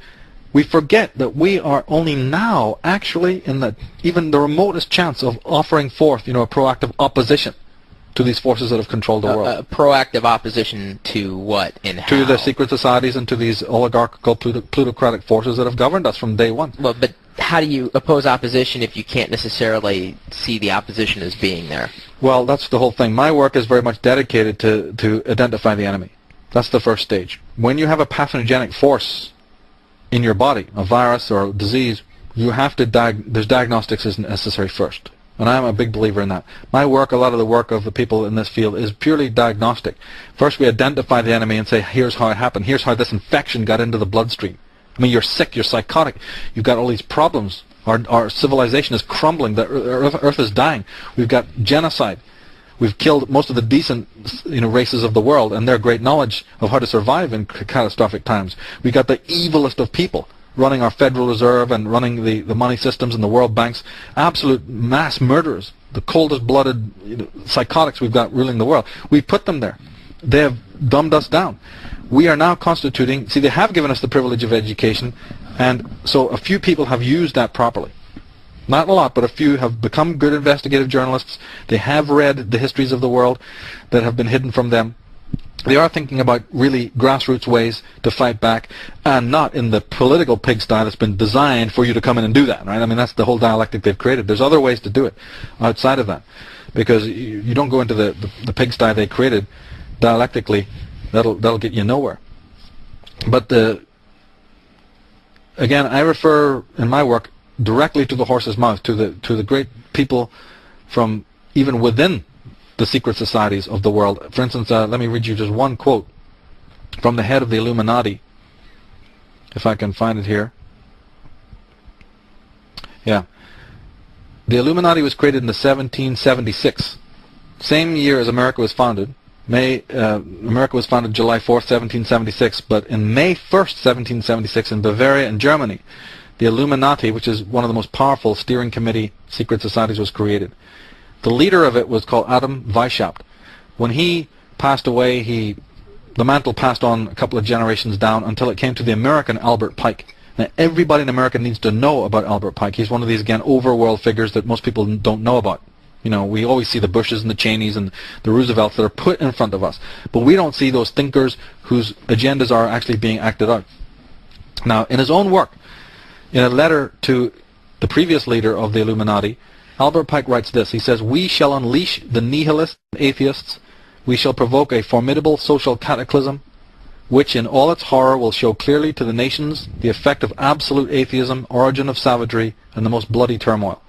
Then everywhere the citizens obliged to defend themselves against a world minority of revolutionaries will exterminate these destroyers of civilization, and the multitude, disillusioned with Christianity, anxious for an ideal, will receive the true light through the universal manifestation of the pure doctrine of Lucifer." So these are the Luciferians communicating in letters one to the other, and I've got volumes of this information, literally talking about how they're going to do it. In Zurich, over the headquarters of World Freemasonry, the headquarters of World Freemasonry is in Zurich, Switzerland. If you go to this place, which happens to be right near the World Bank and the human rights courts and whatever. And over the door of the headquarters of World Freemasonry, it says in Latin, Ordo ab chaos, which it means order out of chaos. All Masons know that term. That's exactly what he's talking about. We create the chaos. We create the assassinations and the murder and the paranoid society, and this food's going to kill you, and this virus is on its way, and there's terrorists outside, hiding behind the next tree. And they don't just talk about it, they do it, they create it, they fund it. Bin Laden and all these people are funded by the Carlyle Group, to which Bush and all these people belong to. Every so often they have another, genie out of the bottle that's going to scare everyone. They do this because they're pushing their New World Order. There's many facets of this great movement, and tracking it is an awesome job of how they do this. And they want to get rid of the world states and replace it with what they have right now, which is the coming of this New World Order, because it has to do. Don't you think, though, and this sidestep technology, don't you think nationalism will get in the way? Nationalism does get in the way because, again, it means it coming together lots of people. They don't want that. They want separate. They want people to be fighting each other. Divide and conquer, divide and rule. It's the old British game, and they're doing it the same. They refer to it by the term the cross and the crown, the two forms of control that have always kept man in subjugation.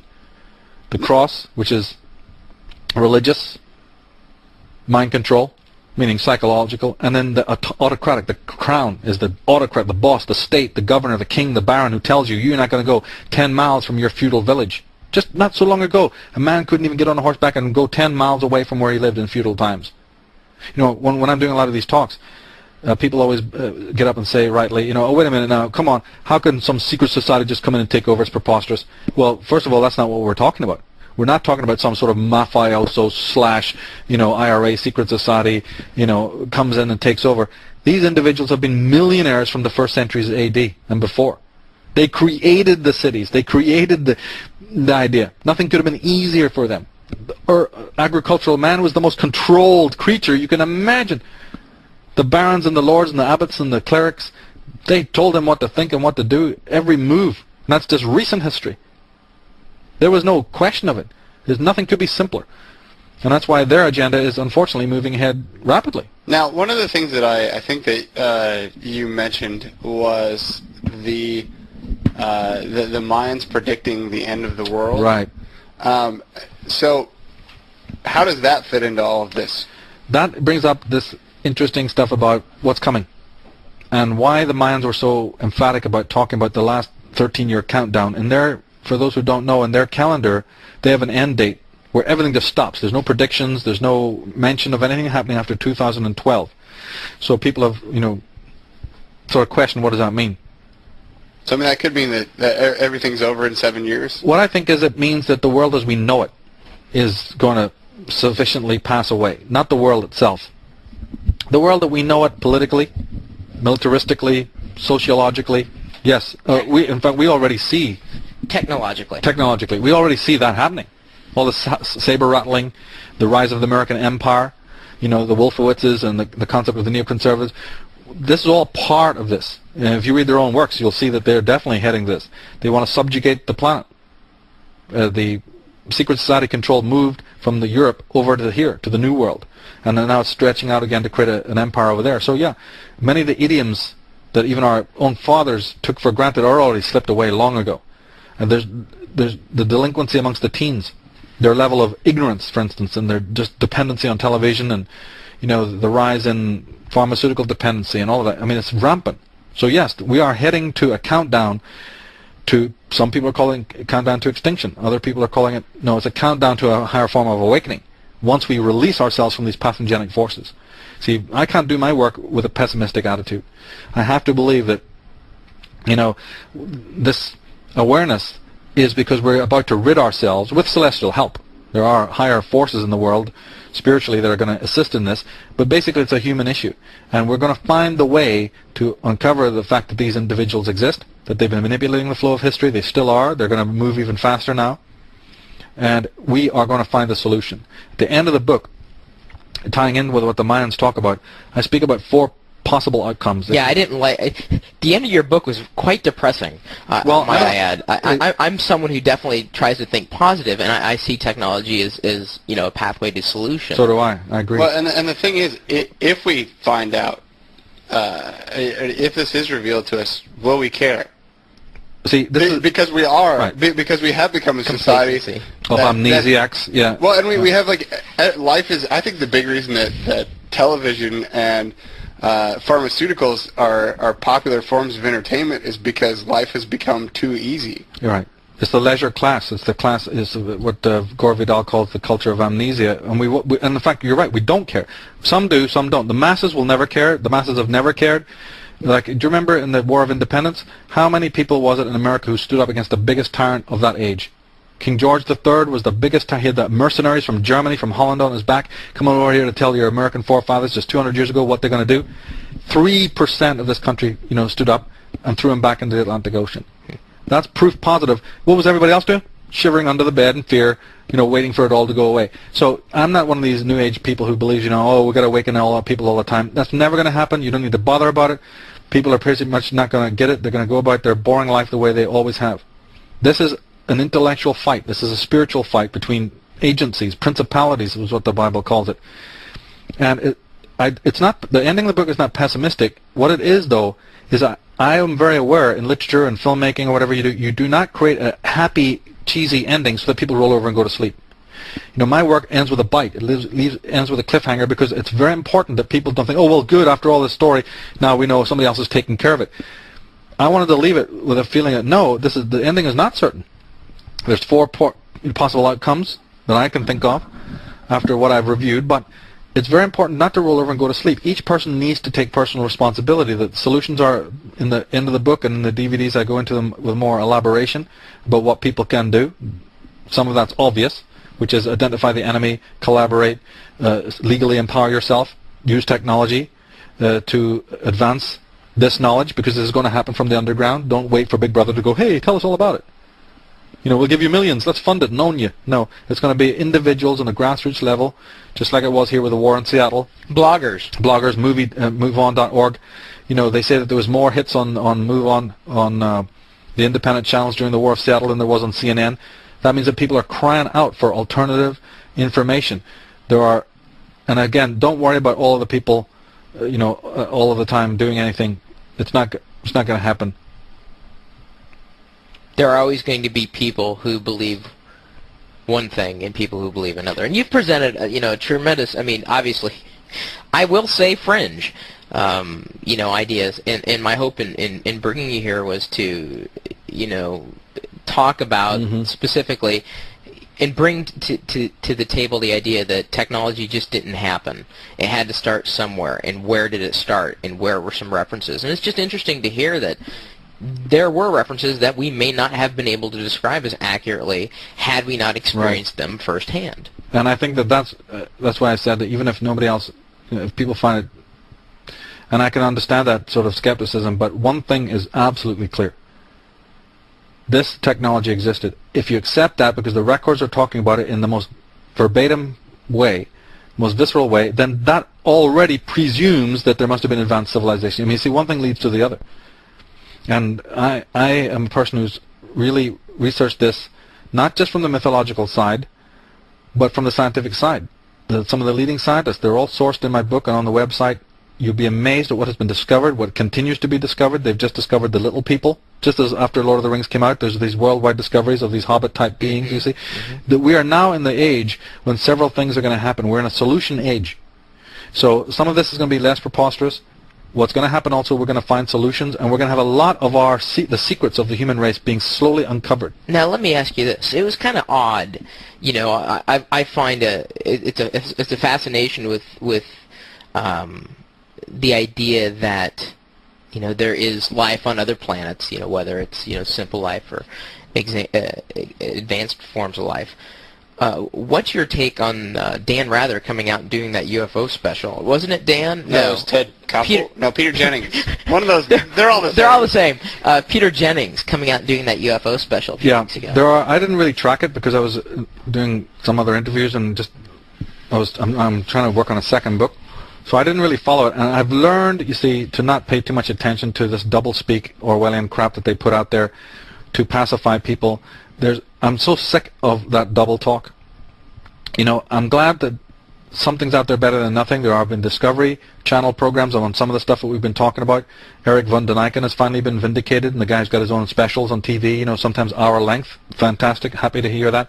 Graham Hancock, who's a great English scholar, who's very much, his new book Talisman is a classic. It's inching forward slowly, and the reason why it is because people are just not buying into what they've been told. There's just not enough, and some very important people in Hollywood, and even other thinkers and free thinkers in America, even the intellectual set, are starting to wake up. You'd be amazed at the books that are written by people, and you'd read. These are people from, like Robert Sterling, who wrote the book Shattering the Myths of Darwin, was the Observer newspaper, scientific correspondent. I mean, this is the top-notch people. If you read his preface and you didn't say who it was, you'd think that this was a fringe person hammering the system. He's so fed up, you see, with the way it's done from the Royal Academy and the Royal Society and the lies that these people have told, the Darwinian fallacies that have been put before us by the Royal Society. But then you have to find out who the Royal Society was. The Royal Society came from the Lunar Society of Erasmus Darwin, which was a secret society. That was connected to the Hellfire Club. So, a lot of the think tanks that are put before us today, why does the Smithsonian Institute use a black sun as their symbol? Who created it was actually oligarchical forces from Europe that created your Smithsonian Institute here. The kings of the world were involved in its founding. So, there's a lot of stuff we need to understand. For instance, here's a very famous quote from Ronald Reagan. This was at the United Nations. He said, if suddenly there was a threat to this world from some other species from another planet, we'd forget about the little local differences that we have between our two countries, and we would find out once and for all that we're really all human beings on this earth. That's a very famous quote. It's on many videos and talks, right? I've heard it. But what they do not tell you is the last couple of lines. That speech goes on to say, and yet I ask you, is not an alien force already among us? There are only a handful of people who know the truth about this. And that was Ronald Reagan to a full session of the United Nations on September 21st, 1987. Yet I ask you, is not an alien force already amongst us? There are only a handful of people who know the truth about this. Now, wait a minute. But that's right. Gorbachev let it slip through his translator that, he was a member of a secret society, and that everything that he's doing, perestroika, was endorsed by a secret society. They edited that, but it already came out. The alternative guys got hold of it. He mentioned that order by name. Ronald Reagan has made various slips. So then out comes, whoever, Dan Rather, whatever, put something forward. We observe it all, because some of it's disinformation, some of it's not. At the beginning of the movie Highlander, because what I'm talking about has been put there before you, but it's been put in a right-brain way, hidden in plain view, so we don't connect the dots. When you hear Sean Connery's voice at the beginning of the first Highlander movie, he says something fascinating. He says, from the dawn of time we came. Get out this movie and you'll hear this over voice. It says, from the dawn of time we came, moving silently down through the centuries, living many secret lives. No one has ever known we were among you till now. Remember I was talking about the whistleblowing? Mm-hmm. That movie, its subsequent follow-ups, the George Lucas movies. These movies contain information, memes, that are then transposed into our unconscious mind. They're not meant to be, communicated consciously to the popcorn eater, but they're meant to be translated as meta-themes to the mind. Now, that's what I work on. People can argue about little specifics here and there. I couldn't care less about that, and I usually don't waste my time about it. Well, dealing with the meta-themes is the most important thing to grasp. You bring up, you use the word meme, and I think the blogging world in general understands that term, and they use it quite often. Of course, marketers would know it better as viral. And that's a good word. It's what it has been defined as. How do you think bloggers have played or can play, or maybe you've just begun to play a role in the media? Okay, as an astrologer, I'm all for it, and I think it is the way of the future. In the Book of Revelation, when it talks about, now this is astrology, so again, I always put that in parentheses for people who don't know, but in astrology, there's something very important to do with the internet. In the Book of Revelation, when John is talking about the Battle of Armageddon, the ultimate fight, the end of the fight between these forces, he says that the Battle of Armageddon will be fought in the air. And it just sort of leaves that, in the air. What the hell does that mean? Well, many people have translated it. In astrology, when you use astrology to translate the Bible, air means air signs. There's fire signs, water signs, air signs, and earth signs. Now, the air signs are Gemini, Libra, and Aquarius. Taken together, and we're meant to be moving into the age of Aquarius, the air sign. Aquarius rules advanced technology, cutting-edge approaches, innovation, and grassroots approaches. This is what the air sign Aquarius represents. So I believe that the internet is one of the ways that this Battle of Armageddon is going to be fought. If you just online, are you? Right. You're not talking like EverQuest or something like. I'm being graphic about it, and I'm purposely being, fictional about it. Sure. What I'm saying is you connect these. In my understanding, what is really being implied there, if you want to stretch the point, is that the Battle of Armageddon, this fight, which is an intellectual fight, by the way. See, it's not a fight of physical swords. And that used to be maybe hundreds of years ago on the battlefield. You'd meet your enemy, and there you have it. It's completely different today. It's an intellectual battle of spiritual understanding. The internet is an extension of the cerebrum. There's no doubt about that. If you get into the metaphysics of what the internet constitutes and the electromagnetics that involves it and the digital space and the fact that it's basically a magical thing. Yeah, it's nothing there. God, there's nothing there, right? And the energy that gives it birth. And some of the symbolism it's used, like the triple W, which is the wave of Aquarius. You'll find a lot of Aquarian, Uranian symbolism. But the most important thing is what's it for? Yes, it was handed to us again by the dark side. But this is just one of the ways that they do it. They kind of arm us up to see what these guys are going to do with this. A great deal can be done with it. Webcams, live stuff, conferencing, fact information, real time, transmittance of energy. Live streams of audio. Right, exactly. And I'm very much into it. In fact, my work could not be done without the computer, period. Now, the one thing I'll add, because there's what we call, when you deal with the astrological aspect, yes, you hear a lot about Uranus in relationship to the computer, but there's also a Piscean element ruled by the planet Neptune, and a lot of people haven't been able to decode what that is. I think it's to do with the third world. This contingent or demographic that we laughingly call the third world out there is the keeper of the kind of lost traditions that the West has lost. They've been disenfranchised, marginalized, and everyone just goes, well, that's a third world, isn't it? First of all, we don't even ask who came up with the terms first, second, and third world. I mean, we certainly didn't. Who would even think of the world in terms like that? What is the second world? Because there really is what is the second world? Well, see, the first world is them. We are the second world. The first world is the elites who come up with these ludicrous Masonic terms. 3 is very important in life. The third world are those we can deal with. The Trilateral Commission, those whose pyramid is over the earth, right? If you count the circles or the compartments of the the NATO symbol, the United Nations symbol, you'll see it's 33 sections of the grid that you'll see at the 33rd degree. These are Freemasonic symbols. Now these guys think of the third world. The third world is our salvation. But the third world, is from a normal media point of view, has been completely disenfranchised and has really hardly any way of interacting with us, the Western youth or the Western mind, except for what? This. Yeah, the internet. Very soon, and it's already happening, on their little bicycles in Taiwan, they got the freaking computer up there on the handlebars. They have it in their own cafes now. It's becoming big.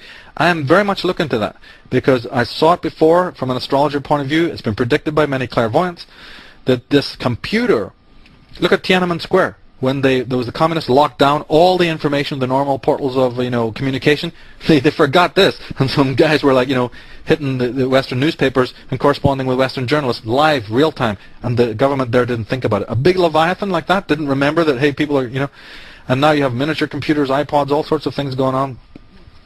When we hook up to satellites and have other aspects, and the Wi-Fi is a really good invention, and there is a potential there. Let's just put it that way of total independence. And even when you're not that far yet, you still have the chance of communicating vast amount of brilliant information. And I believe that when the third world gets online, as we say, it's going to matter more than all the dudes in the West sitting home shopping on eBay. That's not a really good use of the internet. We're in certainly early stages of the Uranian part of it, where it's just like, hey, great, Remember when the train tracks, when Louis Stevenson, when they were finding out about trains, when they were first making the steam trains, the problem was that all the tracks were of different gauges. So they came up with a problem. They had to have a standard gauge. We're in that early stage now where it's like, hey, this is great. But it's just like, boom, you've got just so much stuff, overkill. It's the old Uranian paradigm. Yeah. Eventually, some type of Saturnian order is going to come into this, which will help. And I believe then you're going to see this other phenomena. And I really do, this is my final sort of last prediction, I believe that the West is going to meet the East. That means those guys over there in the East who are still the poets, still close to their culture, still know how to make a basket and tie a knot, and still know how to dig an artesian well, all the things we forgot. We're going to be able to get back in touch with those people who haven't forgotten all this. They're about to come on board. There's also going to be prevention of that. which is why some places like Sudan and others are being tyrannized, and the World Bank is going to try and make sure that that doesn't happen, but it will. From the Far East, from these outranged places, from certainly South America, you're going to be able to open portals. They're going to have their own websites. They're going to be visiting our websites. There's going to be a huge inclusion coming of the third world. It's going to move up through the internet to be the first world again. That's going to do what? It's going to enrich and empower, and even a better word, it's going to really, it's even inspire and enrich is too weak. It's going to be much more physical than that. It's going to be, like permaculture, things that we really need to know, that we kind of lost the secrets. And why reinvent the wheel? These characters know how to do it. There's going to be a linking of East versus West by way of the internet. Michael, you've spent 3 hours and carried the show quite well. Yes, some people might say, well, you didn't really talk about technology, but I beg to differ. Well, I think we did. I think we talked about a kind of technology. Yeah, and really the impact of technology throughout the ages, as well as possibly where it came from. So again, Micheal Tsarion was the guest here on the Chris Pirillo Show, and if you want to find out more about Micheal and what he does, I'd suggest swinging by his particular website, taroscopes.com. TAROSCOPES.com. Atlantis, Alien Visitation, and Genetic Manipulation is the name of his book. I have a phone number too. If people sure, go ahead. It's Seattle 206-527-2968. That's 527-2968. And there's an Atlantis page on the website. There's a lot of information there on the links page. People are welcome to give me comments. Yeah. Or send me information. A lot of people send me information. Oh. Again, collaboration. I know a lot about what I do because people who are in the field send me their own discoveries and findings. That's very cool. Well, Micheal, I have read the book. I can say that with honesty. It's not just lip service. I've read it, and as has Ponzi. I don't know if she got as far as I did, but it was intriguing and quite causing me to think about things differently. And that's anytime, whether I believe it or not, it's always good to challenge that which I thought was true. It's very important in every case to get your arms around as much information as you can before you make a decision. The first job is to get your arms around as much of the information regarding a subject that's out there. That's just what I've done, is to provide some of this old, ancient information in a new light. It's all been there before. It's just presented in a new light. Again, Micheal Tsarion, Atlantis, Alien Visitation, and Genetic Manipulation. Check it out, seriously. Even if you think all this talk was just crazy, it wasn't. Just take a read and then decide whether or not you want to learn more.